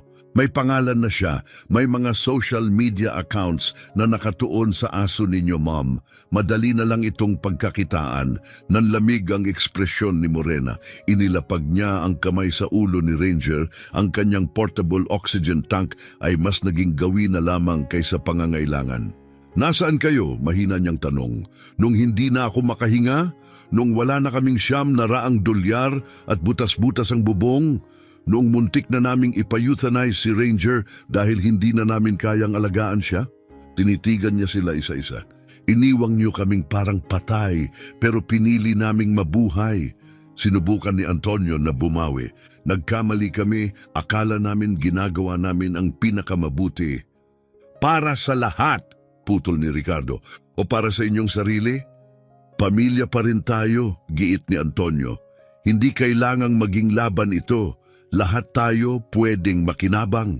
Si Alfredo, naramdaman ng pagtaas ng tensyon, ay nagsalita ng mas maamo. Ma'am, Dad, kahanga-hanga ang nagawa ninyo. Pero maging totoo tayo, tumatanda kayo. Hindi ba't mas makabubuting kami ang mamahala nito kasama ninyo? Tahimik na tumayo si Ricardo, pumasok sa kabin at bumalik ilang sandali lang bit-bit ang isang folder. Inabot niya ang mga dokumento kay Carmela. Magugustuhan mo ito, wika niya, mga papeles. Inilipat na namin ang lahat ng karapatan sa mineral at tubig sa Ravens Hollow Healing Foundation. Isa itong non-profit. Bagong tatag, huminto siya. Ang nanay ninyo, ako at si Ranger, ang nakatalagang lifetime trustees. Mabilis na binuklat ni Carmela ang mga papel, naninikip ang mga mata. Hindi pwedeng itala ang aso bilang trustee. Isang bagong tinig ang umalingaw-ngaw mula sa likuran ng landas. Sa Colorado, maaari mong italaga ang isang hayop bilang beneficiary at ang mga human trustees ang kikilos para sa kanya. Lumabas si Dr. Sara Morales sa clearing, nakasabit sa balikat ang kanyang medical bag. Payapa ang tinig, ngunit makapangyarihan ang presensya. Agad na nagpakalma si Ranger, tumakbo sa kanyang tabi na tila nakahinga ng maluwag. At sino ka naman? Tanong ni Antonio, halatang inis. Dr. Sara Morales, DVM, tugon niya. Matagal na akong nakikipagtulungan kina Ricardo at Morena, idinodokumento ang mga katangian ng mga bukal at ang papel ni Ranger bilang therapeutic guide. Mainit siyang tumango kay Morena. Legal ang foundation, patuloy niya. Ako'y isa sa ilang trustees na sumusuporta sa interes ni Ranger, kasama ang mga lokal na propesyonal na nakinabang na sa mga bukal. Nanigas ang mga labi ni Carmela. Nagawa ninyong ihanda ang lahat ng ito, pero hindi ninyo nagawang tawagan ng mga anak ninyo? Hindi rin ninyo kami tinawagan, paalala ni Morena. Hindi hanggang inisip ninyong may makukuha kayo rito. Pumasok si Dr. Morales bilang tagapamagitan. Siguro makakatulong kung maranasan ninyo mismo ang nilikha ng inyong mga magulang. Madalas higit pa sa kirot ang binabago ng mga bukal. Binabago nila ang pananaw. Parang may sasabihin si Antonio, ngunit biglang tumindig si Alfredo. Gusto kong makita, aniya, kung totoo ang mga sinasabi ng tao, nais kong maunawaan. Lumapit si Ranger, umikot kay Alfredo, at pagkatapos ay tahimik na tumahol bago tumuloy patungo sa daan ng respiratory spring. Sa tingin ko inaanyayahan ka niya, marahang sabi ni Ricardo. Ang aso ba ang pumipili kung saan pupunta ang tao? Tanong ni Teresita, di makapaniwala. May kakayahan si Ranger, kumpirmasyon ni Dr. Morales. Mahigit daan-daang kaso na ang pinag-aralan namin. Ang katumpakan niya sa pagpili ng tamang bukal ay hindi basta instinct, kakaiba. Nag-aalinlangan si Alfredo, ngunit sumunod din. Nagkatinginan si Carmela at Antonio, nag-aalangan, ngunit sa huli sumama rin. Si Teresita ay napabuntong hininga, nanatili ng ilang hakbang ang layo, abala sa pagkuha ng mga litrato. Buksan ninyo ang inyong isip, payo ni Dr. Morales. Madalas higit pa sa pisikal na katotohanan ang isiniwalat ng mga bukal. Nang maglaho na ang grupo sa landas, lumingon si Dr. Morales kina Ricardo at Morena. Dumating ako agad nang balaan ako ni Rogelio na paparating sila. Ayos lang ba kayo? Ayos lang kami, sagot ni Ricardo, payapa at matatag. Alam naming darating din ang araw na ito. Matibay ang foundation, paniniguro niya, at nasa panig ninyo ang bayan. Hindi kayo nag-iisa. Napabuntong hininga si Morena. Hindi lang ito tungkol sa legal na proteksyon, tungkol ito sa pagkilala. Nagpapakita lang sila kapag may gusto silang kunin. Nagbunga ng halo-halong resulta ang pagdalaw. Bumalik si Alfredo mula sa bukal, na tila nagbago. Mas kalmado ang tindig, mas malalim ang paghinga. May hindi masabi sa kanyang mga mata. Kaunti lang ang sinabi ni Carmela, ngunit hindi niya maitago ang pagkagulat ng magsimulang mawala ang kirot sa kanyang mga kasukasuan matapos lamang ang ilang minuto ng pagbabad. Nanatiling sarado si Antonio, nakilahok sa skin spring ngunit hindi natigatig o hindi lamang umaamin. Si Teresita hindi man lang sumubok. Nasa laylayan lang, abala sa pagkuha ng litrato, abala sa sariling bersyon ng kwento. Malaki ang potensyal nito, sabi ni Antonio kalaunan, sinubukang magpakahinahon. Sa tamang pamamahala, makakatulong ito sa mas marami at masisiguro ang kinabukasan ng pamilya. Umiling si Ricardo, hindi namin hinahabol ang bersyon ninyong seguridad. Lahat ng bagay ay negosyo, mariing wika ni Teresita. Nasa usapin lang kung mahusay ba itong pinapatakbo o iniiwan upang mabulok. Ngunit bago pa makasagot ang sinuman, biglang tumindig si Ranger at tumahol. Maiksi, matalim, kagyat. Nanigas ang katawan niya, nagsimulang maglakad paikot, umuungol at muling tumahol. Agad na tumindig si Dr. Morales. Nararamdaman niya ang pagbabago ng panahon. Tumingin si Ricardo sa langit, madilim na, mabilis ang galaw ng mga ulap. Sa ganitong panahon, ang malakas na ulan sa itaas ay maaaring magdulot ng flash flood at ang mga lumang kanal ng minahan. Dinadala ang lahat pababa rito. Para bang tugon, muling tumahol si Ranger, mas malakas, at nagsimulang kumilos mula sa tao patungo sa isa pa, itinutulak sila patungo sa cabin. Ibinabalag niya tayo, wika ni Morena. Kung ganon, makinig tayo, dagdag niya tumindig. Bibigyang pansin pa sana ni Antonio, ngunit pinutol siya ni Ricardo. Kung sinasabi ni Ranger na paparating ito, magsisiguro tayo ngayon, mag-uusap mamaya. Makalipas ang 1 oras, dumating ang bagyo. Hindi banayad na ulan, kundi isang marahas na microstorm ng bundok. Kumakalabog ang kulog, pumuputol ang kidlat sa kalangitan na parang apoy. Rumagasa ang tubig na tila walang tigil. Ngunit ang cabin, itinayo ng may pag-iingat at muling binuo ng may layunin, ay nanatiling matatag. Sa loob nagkubli ang pamilya, ang bagyo'y humahalakhak na parang mabangis na nilalang. Paikot-ikot si Ranger sa mga bintana, malinaw na nababalisa. Hindi takot, nakaantabay. Hindi pa siya kumilos ng ganito tuwing bagyo. Bulong ni Morena. Tumango si Dr. Morales. Hindi lang panahon ang nararamdaman niya, may higit pa. Pagsapit ng hating gabi, naging umaatungal na dagundong ang ulan, mga punong natumba, mga batong gumalaw. Yumanig ang mga pader sa lakas ng kulog. At biglang sumibat si Ranger mula sa bintana, tumakbo patungo sa pinto. Kinayod niya ito, tahol ng tahol. Gusto niyang lumabas, gulat na tanong ni Carmela. Ngayon, gusto niyang sumunod tayo, sagot ni Ricardo, sabay kuha ng flashlight at coat.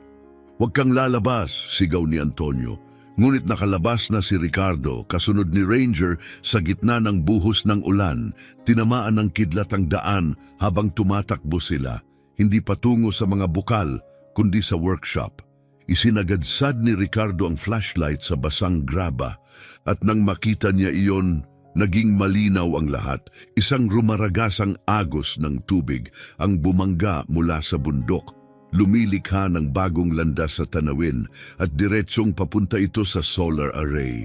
Ang mismong sistemang nagbibigay ng kuryente sa water pump, mga ilaw at mga kagamitang medikal ni Morena. Kapag nasira ito, mawawala ang lahat sa kanila. Mabilis na tumahol si Ranger at tumakbo sa unahan. Hindi nag-aksaya ng oras si Ricardo. Sa paggabay ng aso, naabot niya ang array sa tamang oras, hinugot ang mahahalagang bahagi at inakyat ang mga ito sa ligtas na lugar. Ilang segundo lang, dumagsa ang pader ng maputik na tubig. Winawasak ang mga debris at humahakot ng malalaking bato pababa sa clearing. Bumalik sila sa cabin na basang-basa at hingal, ngunit tagumpay. Ngunit bago pa sila makaupo, muling kumilos si Ranger. Ngayon ay paikot sa likurang pasukan ng bahay, mababa ang buntot, matalim ang tahol. May babala na naman siya, ani Morena tumayo agad. Ako na, sabi ni Alfredo, at sinamahan si Ricardo habang sinusundan ang aso papunta sa hardin. Doon, bantanan ng rumaragasang tubig ang mga tanim na inalagaan ni Morena ng maraming buwan. Sa gitna ng buhos ng ulan, nagsalo sila ng pala at mga gamit, naghukay ng diversion trench na nagpaikot ng agos palibot sa mga taniman. Naging matagumpay sila, magdamag na ulit ang padron. Tatahol si Ranger, akayin sila sa susunod na panganib at kikilos sila bago pa mahuli ang lahat. Pinatatag ang 100, iniligtas ang supply shed, siniguro ang kulungan ng mga manok. Pagsapit ng madaling araw, humupa ang pinakamatindi. Umiiyak pa rin ang langit, ngunit naubos na ang puot ng bagyo. Sa loob ng kabin, nagtipon ang pamilya. Basang-basa, putikan, pagod, ngunit mas nagkakaisa kaysa dati. Niligtas ng aso ang lahat, mahinang sabi ni Alfredo. Alam niya kung saan pupunta. Palagi niyang alam, sagot ni Ricardo. Iyon ang dahilan kung bakit nakarating kami hanggang dito. Hindi agad nawala ang bagyo. Nagtagal ito. Ginawang ilog ang mga kalsada at guho ang mga burol, gumuho ang mga tulay, naubos ang mga linya ng komunikasyon. Pinatunayan ng satellite phone ni Dr. Morales ang pinakamasama, nakatuon ang mga rescue team sa mga bayan sa ibabang bahagi ng bundok. Ang Ravens Hollow ay kailangang umasa sa sarili at gayon sa mga araw ng pag-iisa may nagbago. Ang mga anak na minsang pinutol ng mga pader ng emosyon, ngayon ay bahagi na ng pang-araw-araw na pag-survive. Tumulong sila sa paghakot ng tubig, pagpapatatag ng mga silungan, pagpapatuyo ng mga pagkain, at walang tanong silang sumusunod kay Ranger tuwing siya'y nagbababala. Sa ika-4 na araw, dumating ang krisis mula sa loob. Naubos ang huling gamot sa puso ni Morena. Bagaman mas malakas siya kaysa sa mga nakaraang taon, may mga gamot pa ring kailangan at hindi pa rin madaanan ang pinakamalapit na daanan para sa supply. Kailangan nating makahanap ng paraan, sabi ni Carmela, naglalakad paikot. Kailangan niya ang gamot na iyon. Pwede tayong bumaba?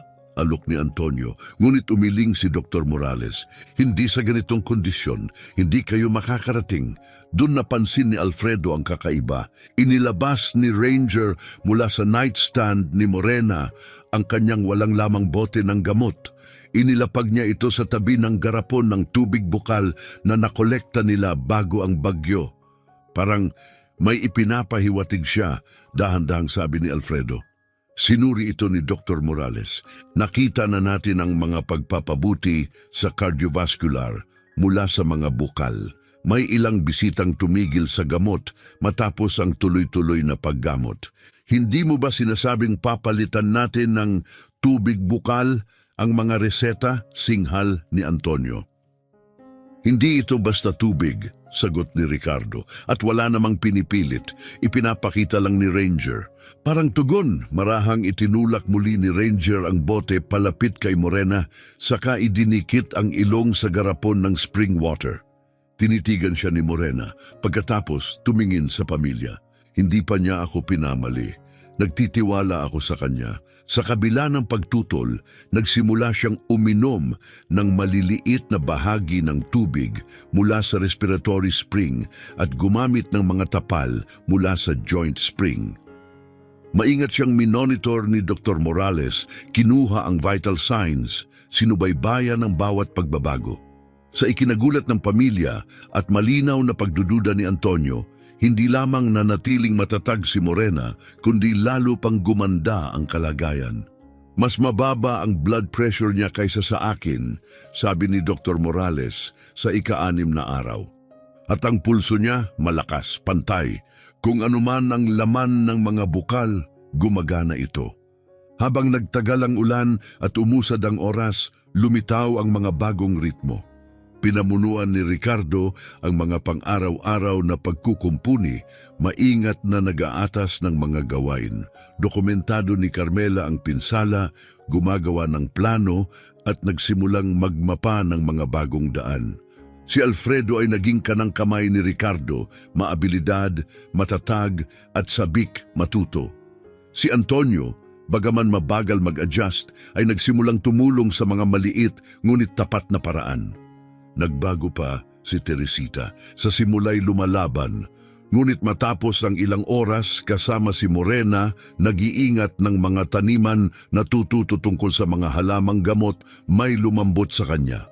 May designer gloves pa rin siya, ngunit ngayon may mantsana ng lupa. At sa lahat ng ito na natiling tahimik na sentro, si Ranger ng Ravens Hollow. Dumarating at umaalis siya sa sariling schedule.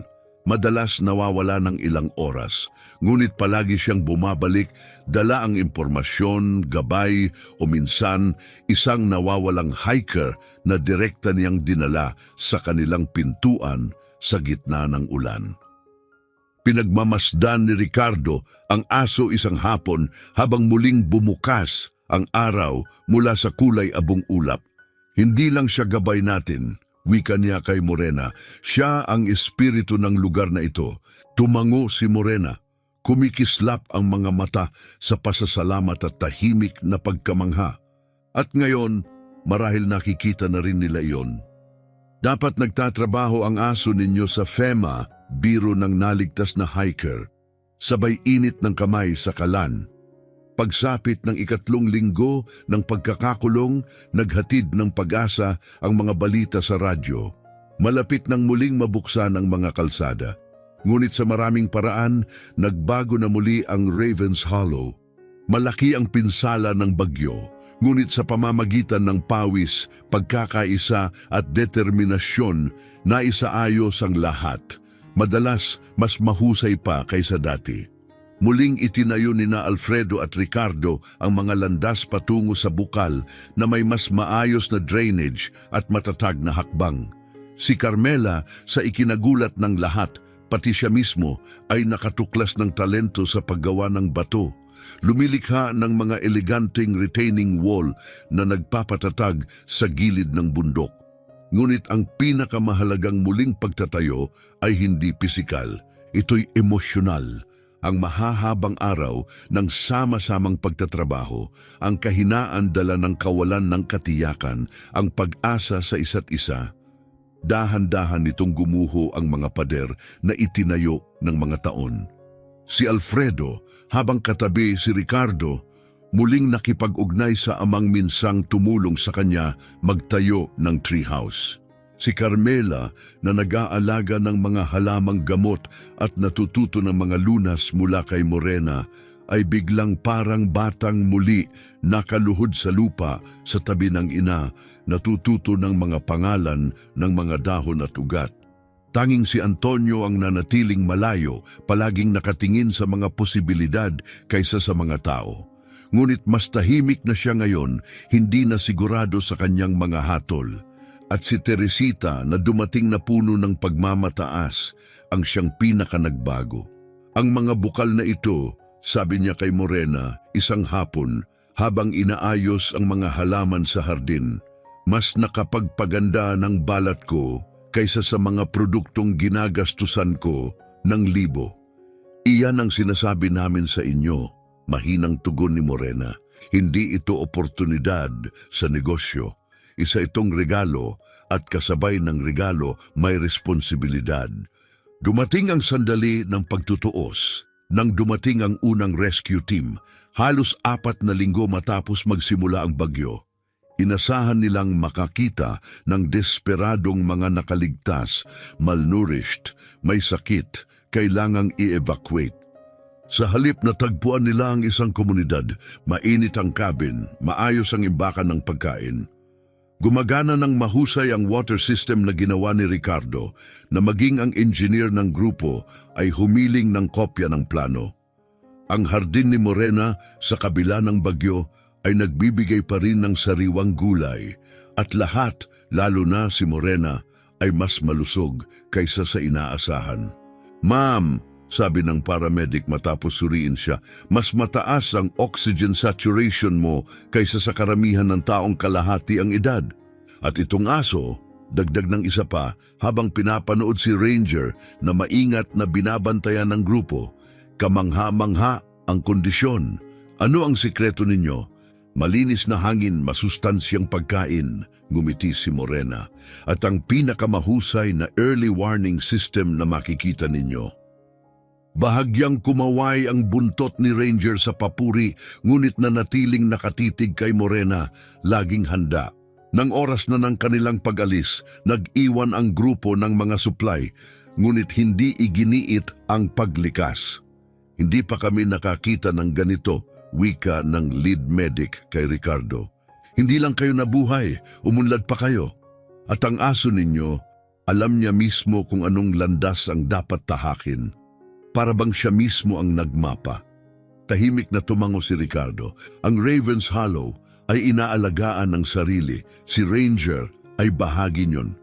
Pagkaalis ng rescue crew at muling pagbabalik ng katahimikan, bumasag si Alfredo.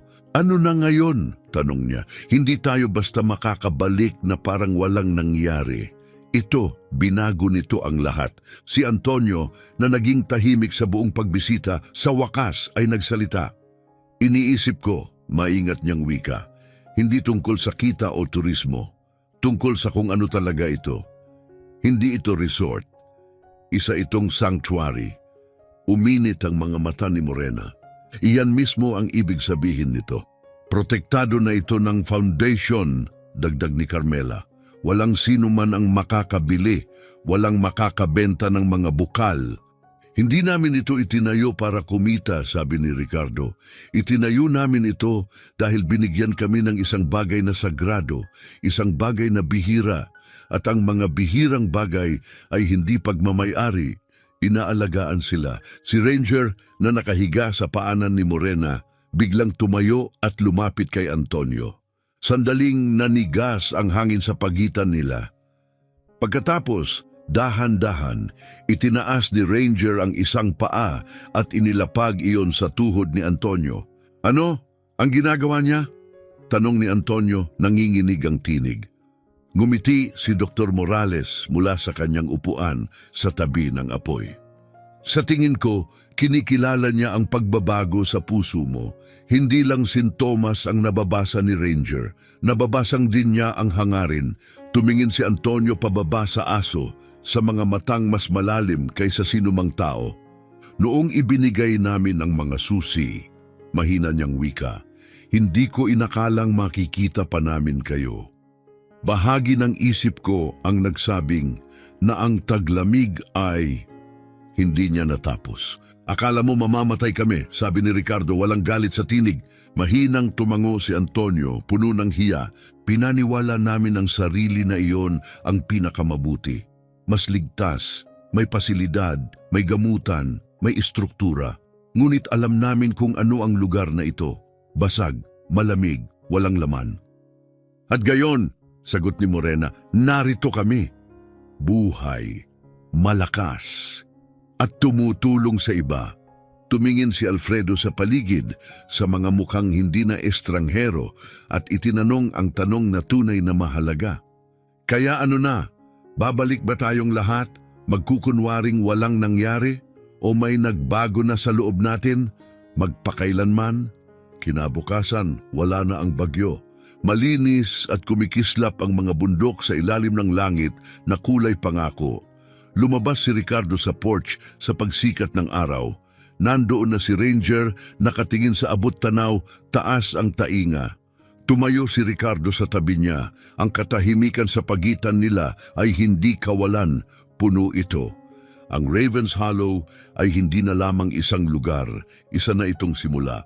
Magkasamang nakatayo sina Ricardo at Ranger sa gilid ng porch. Pinagmamasdan ang pagsikat ng araw sa ibabaw ng mga tuktok. Namula sa ginto at amber ang mga bundok, wari nilinis ng bagyo ang kalangitan. Isang sandali ng kapayapaan, tahimik, marupok, bago ang mga pagpiling haharapin ay humubog sa kanilang mga kinabukasan. Ipinatong ni Ricardo ang kamay sa ulo ni Ranger. Ano sa tingin mo, boy? Bulong niya. Nagbabago ba talaga ang tao o mas gumagaling lang silang itago kung sino sila? Tumingala si Ranger, ang malalim na mga matay puno ng higit pa sa instinto, isang bagay na tila sinauna. Pagkatapos ay lumingon siya patungo sa cabin kung saan mahimbing pang natutulog ang iba. Isa-isa, lumabas ang pamilya sa ginintuang liwanag. Nauna si Alfredo, sanay na sa maagang ritmo ng buhay bundok. Sumunod sina Morena at Dr. Morales, abala sa pag-uusap tungkol sa bagong usbong ng mga halamang ginamitan ng tubig bukal. Lumitaw si Carmela na may hawak na kwaderno, agad na naglilista ng mga prioridad para sa araw. Pinakahuli sina Antonio at Teresita, dahan-dahang umaangkop sa mundo na walang digital alarms o take-out na kape. Ang kanilang almusal ay hindi lamang pagkain, isa itong pagpupulong. Tahimik silang bumuo ng bilog sa paligid ng tinapay, homemade jam at mga preserbang prutas.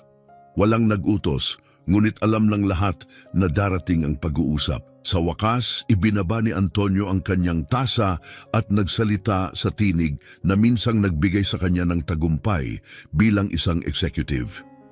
Kailangan nating pag-usapan ang kinabukasan ng Ravens Hollow, aniya.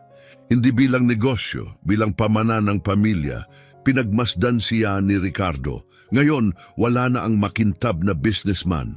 Sa kanyang harapan ay isang taong nakikipagbuno sa mas malalim na bagay. Handa kaming makinig, sagot ni Ricardo. Sa mga linggong ito, patuloy ni Antonio, may nakita ako rito. Hindi lang ang tubig o ang aso, kahit pareho silang kamangha-mangha. Nakita ko ang layunin, isang buhay na may saysay. Nagatubili siya, sumilip ang kahinaan. Isang uri ng kahulugang nawala sa akin habang hinahabol ko ang tagumpay. Bahagyang ngumiti. si Alfredo. Ibig mong sabihin, iiwan nating lahat ang syudad at magiging ermitanyo sa bundok? Umiling si Antonio. Hindi. Ang ibig kong sabihin, ang lugar na ito'y dapat pangalagaan. Hindi para sa kita, para sa mas malalim na dahilan. Sinundan siya ni Carmela. Isang gitnang landas, isang estruktura na rumirespeto sa sanctuary habang binubuksan ito sa mga tunay na nangangailangan. Tumingin si Ricardo kay Morena. Ano ang iniisip ninyo?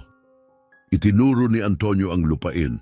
Isang healing retreat, aniya. Hindi spa, hindi resort. Isang sanctuary para sa may totoong pangangailangan. Isang lugar kung saan maingat na ibinabahagi ang mga bukal at si Ranger. Kung saan hindi pera ang batayan ng paglapit. At sino ang mamamahala sa sanctuary na ito? Tanong ni Ricardo. Kayo, tugon ni Antonio. Kayo ni Ma'am, kasama si Ranger, kayo ang nagsimula nito, kayo ang nakakaunawa sa puso nito. Kami mag-aalok ng suporta, legal, operational, pondo, ngunit mananatili ito sa inyong mga kamay. Tumindig si Ranger. Nilapitan niya si Antonio, umikot ng minsan at naupo sa harap niya. Nagtagpo ang kanilang mga mata. Pagkatapos, mahinang tumahol si Ranger bago bumalik sa tabi ni Ricardo. Ano yon? Tanong ni Antonio. Sa palagay ko, banayad na sabi ni Dr. Morales, naghuhusga siya. Nararamdaman niya ang katapatan, ngunit naghihintay siyang makita kung tatagal ito.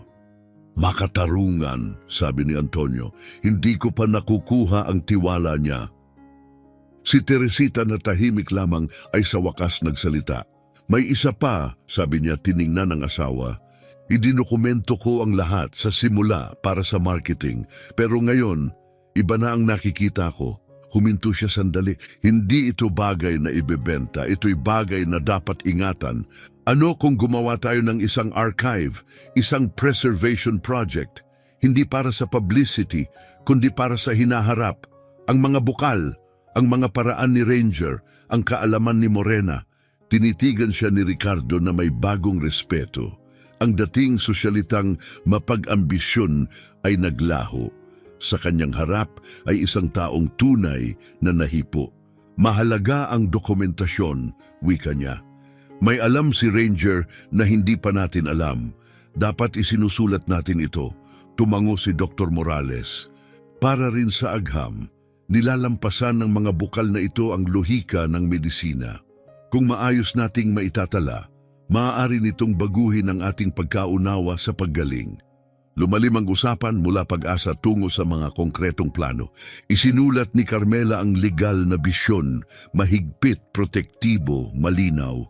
Nagpanukala si Alfredo ng mga pagbabago sa infrastruktura na magalang sa lupa, ngunit mas ligtas at maaliwalas.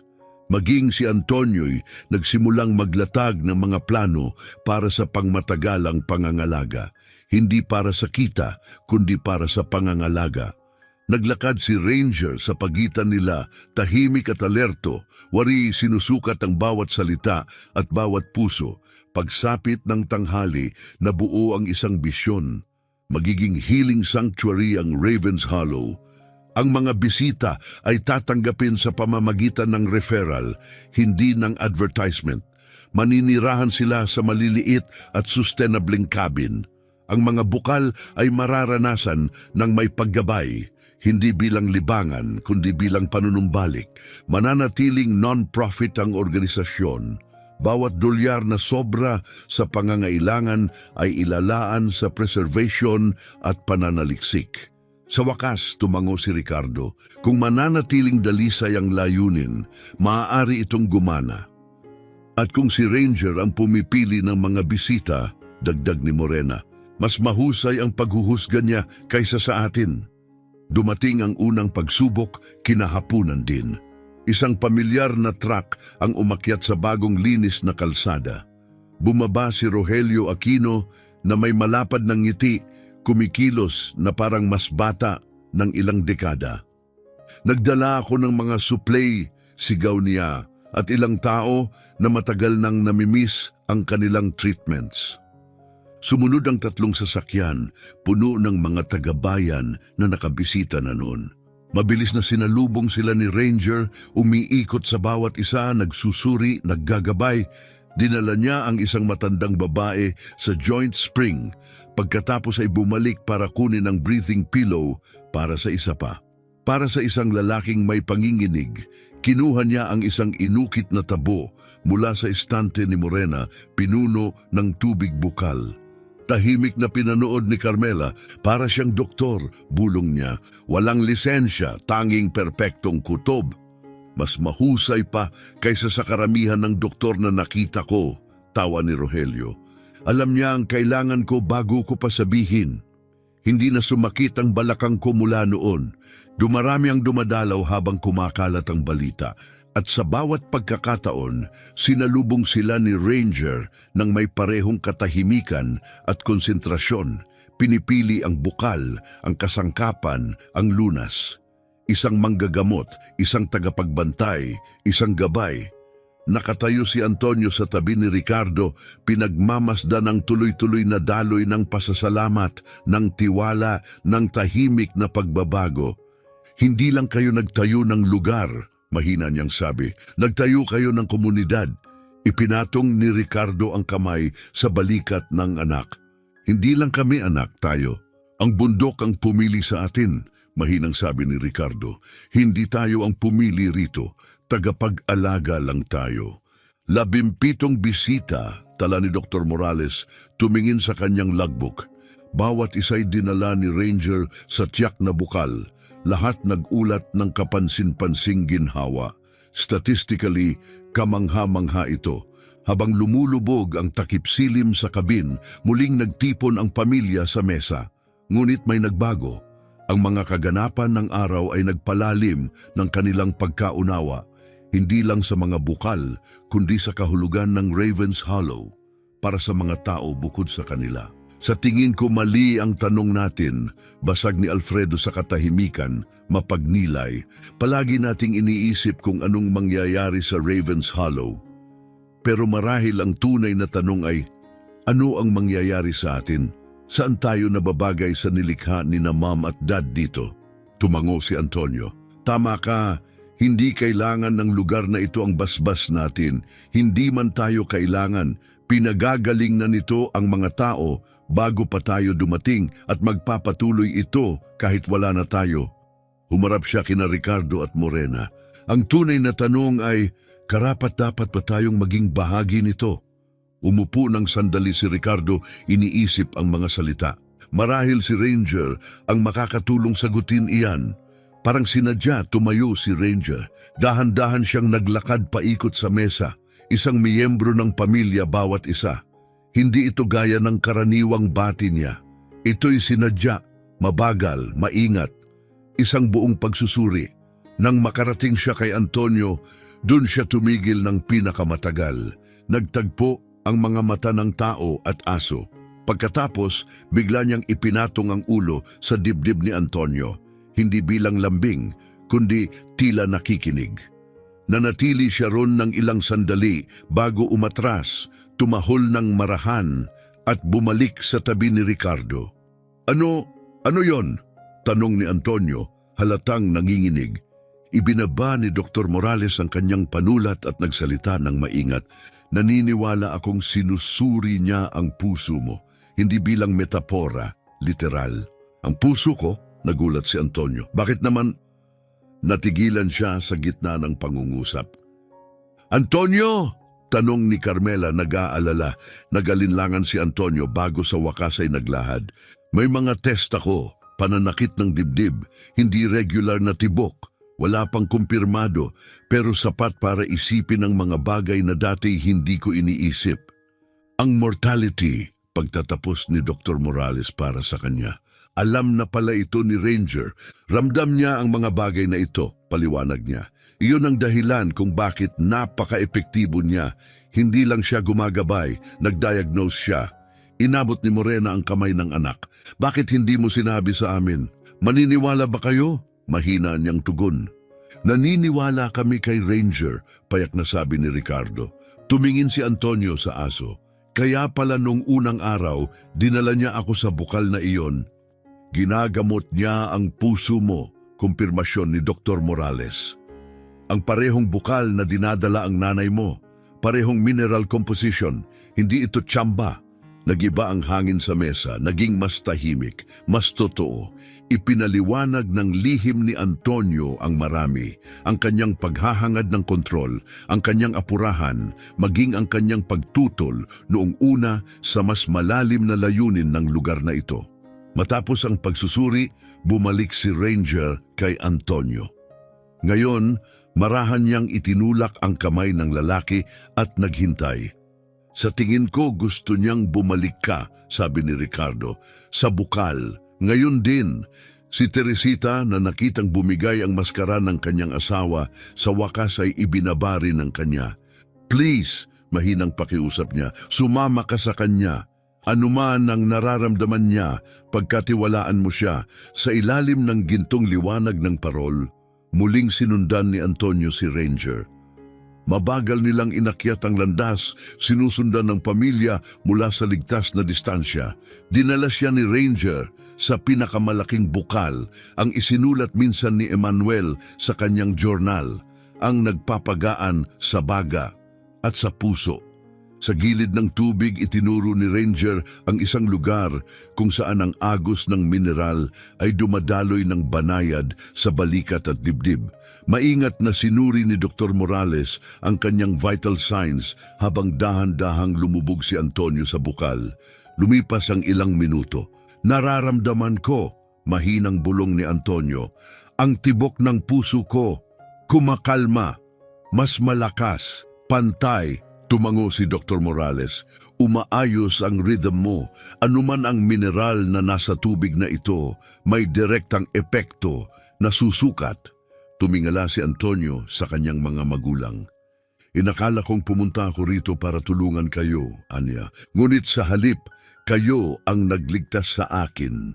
Ngumiti si Ricardo, batid at puno ng karanasan. Hindi kami, ang bundok, si Ranger. Minsan dumarating lang ang paggaling kapag binitiwan natin ang kontrol. Bumaba ang katahimikan sa clearing. Maging ang hangin ay tila huminto. Nakaupo si Ranger sa gilid ng bukal, mapagbantay, nakatitig sa mga mukhang magdadala ng lugar na ito sa hinaharap. Ang tagapagbantay, ang gabay. Sa mga sumunod na araw, nagbago ang papel ng bawat isa. Si Antonio, iniwan ang paghahangad ng kontrol at ginamit ang kanyang kakayahan upang formalisahin ang Ravens Hollow Healing Foundation bilang protektadong non-profit. Si Carmela, mas lumalim pa, lumikha ng mahigpit na proteksyon upang mapanatili ang mga bukal at ang ekosistemang nakapalibot. Ang kanyang mga koneksyon ay nagdala ng mga eksperto upang tumulong sa pangangalaga ng lupa. Si Alfredo, na minsang walang direksyon, ay nakatagpo ng saya sa muling pagtatayo. Nagdisenyo siya ng mga payak na estruktura, mga silungan, imbakan, mga tahimik na lugar ng pagninilay. Kasama si Ricardo, ama at anak, muling nagtatayo sa higit pa sa kahoy at bato. At si Teresita, marahil ang pinakanagbago. Ang kanyang pagkahumaling sa anyo ay naging tunay na layunin. Sa tulong ni Dr. Morales, sinimulan niyang idokumento ang lahat. Ang mga paraan ni Ranger, ang epekto ng mga mineral ng bukal, ang mga kwento ng paggaling. Ang kanyang social media following, na dati tungkol sa pagiging perpekto, ngayon ay nahulog sa katotohanan, paggaling, pagkatao, pag-asa. Sa lahat ng pagbabago, iisa ang tibok ng puso ng Ravens Hollow, si Ranger. Ang kanyang presensya, ang kanyang pakiramdam, ang hindi maipaliwanag na kakayahang basahin ang katawan at kaluluwa. Iyon ang naging haligi ng misyon ng santuwaryo. Dumating ang mga bisita upang magpagaling. Ngunit nanatili sila dahil may kung anong tiwala na dulot ni Ranger na para bang ligtas sila, nakikita at ginagabayan. Ang masusing dokumentasyon ni Dr. Morales sa mga kilos ni Ranger at sa epekto ng mga bukal ang nagbigay ng siyentipikong kredibilidad sa santuwaryo. Ang maaaring ituring na alamat lamang noon, ngayoy pinag-aaralan ng mga espesyalista. Ang nilikha ninyo rito, sabi niya kina Ricardo at Morena, isang tahimik na gabi. Ang pinakamalapit na nakita ko sa tunay na integrative medicine.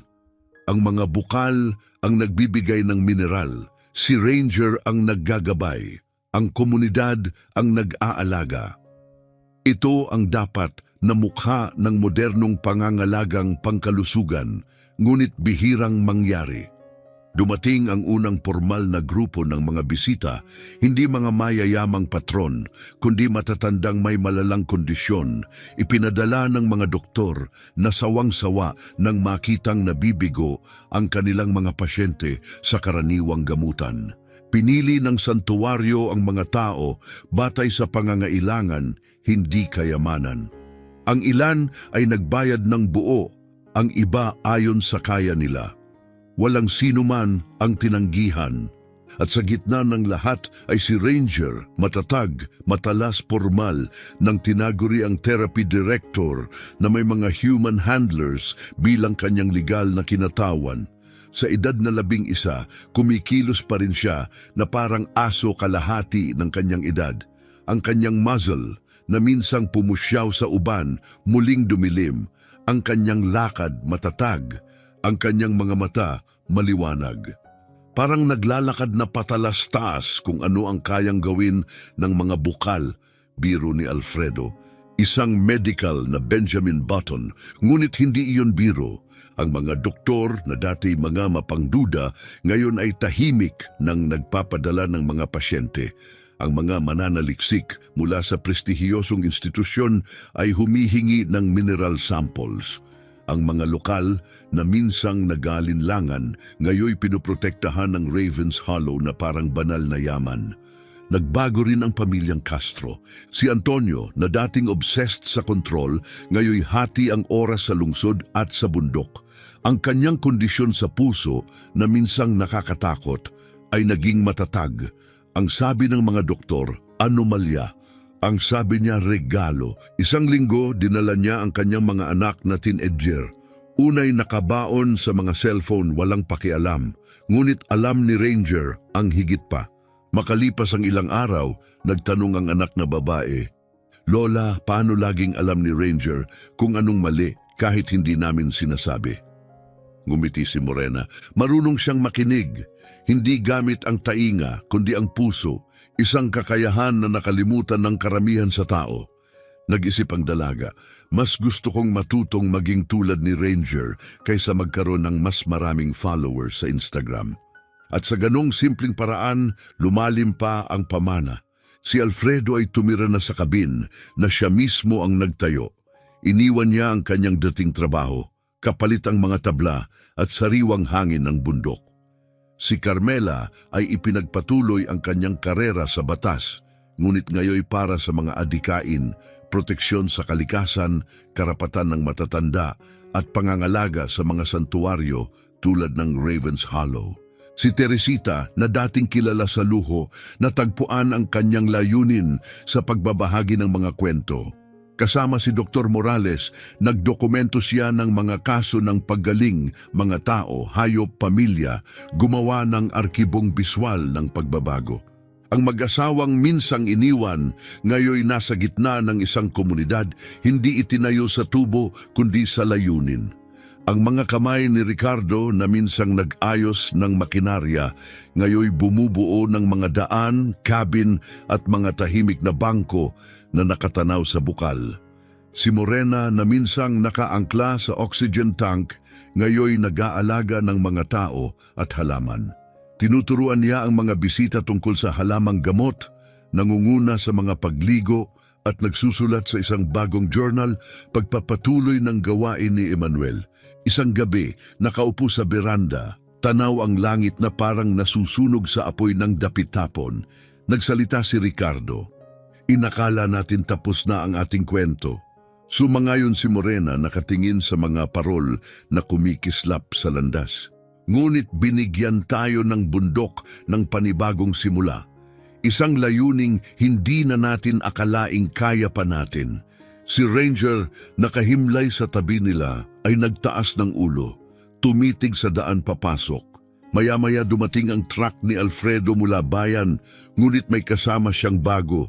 Kasama ni Dr. Morales at sa likod ng upuan, isang tuta, German Shepherd Mix, pamilyarang marka. Pagkababa ng truck, tumalo ng tuta, maingat ngunit buo ang loob. Lumapit si Ranger, nagtagpo ang kanilang mga mata. Isa'y matanda at marunong, ang isa'y bata at alisto. Yumuko ang tuta nang may pagpapasakop. Natagpuan ko siya sa shelter, paliwanag ni Alfredo.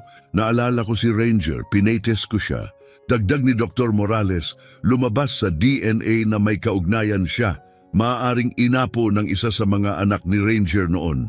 Hindi tiyak kung ilang henerasyon ang pagitan, pero may koneksyon. Naaalala ni Ricardo ang isinulat minsan ni Emmanuel. Naalala ng mga aso ang nakakalimutan ng tao. May isa na babalik kapag muling kailangan ang mga bukal. Tumitig si Morena sa dalawang aso. Pinapanood silang umiikot sa isa't isa. Parang may pagkilalang likas. Sa tingin mo, nakatakda siyang narito? Tanong niya. Ngumiti si Dr. Morales. Bilang siyentipiko, hindi ko dapat sabihin ito. Ngunit matapos ang lahat ng nakita ko rito, hindi lang siya nararapat narito, pinili siyang narito. Umupo ang tuta sa paanan ng beranda, tumitig kina Ricardo at Morena. Walang tahol, walang talon. Isang sandali lamang, isang titig, isang koneksyon. Bumalik si Ranger sa tabi nila, bahagyang tinulak si Ricardo at muling tumingin sa tuta. Isang pagpapakilala, hindi pamamaalam. Sa tingin ko, sabi ni Ricardo, nakikilala natin ang susunod na tagapagbantay ng Raven's Hollow. Umakyat ang tuta sa beranda nang may tiwala at umupo sa tabi ni Ranger. Magkasabay nilang minasdan ang lupang nakalaan sa kanilang proteksyon. Habang lumalabas ang mga bituin at lumamig ang hangin ng bundok, nagbalik tanaw si Ricardo. Ang pagkatapon na naging bokasyon, ang pamilyang minsang tumalikod, ngunit ngayoy muling nagkaisa, ang bundok na naghandog ng paggaling ng walang hinihinging kapalit. At sa lahat ng iyon, si Ranger, tahimik na bantay, manggagamot na walang salita, kaluluwa ng santuwaryo, ibinigay niya ang direksyon ng sila'y naliligaw, pinagbuklod niya ang pamilyang nabasag. At ngayon, kahit ang dapit hapon ay nagiging bagong kabanata, patuloy pa rin siyang nangunguna sa daan.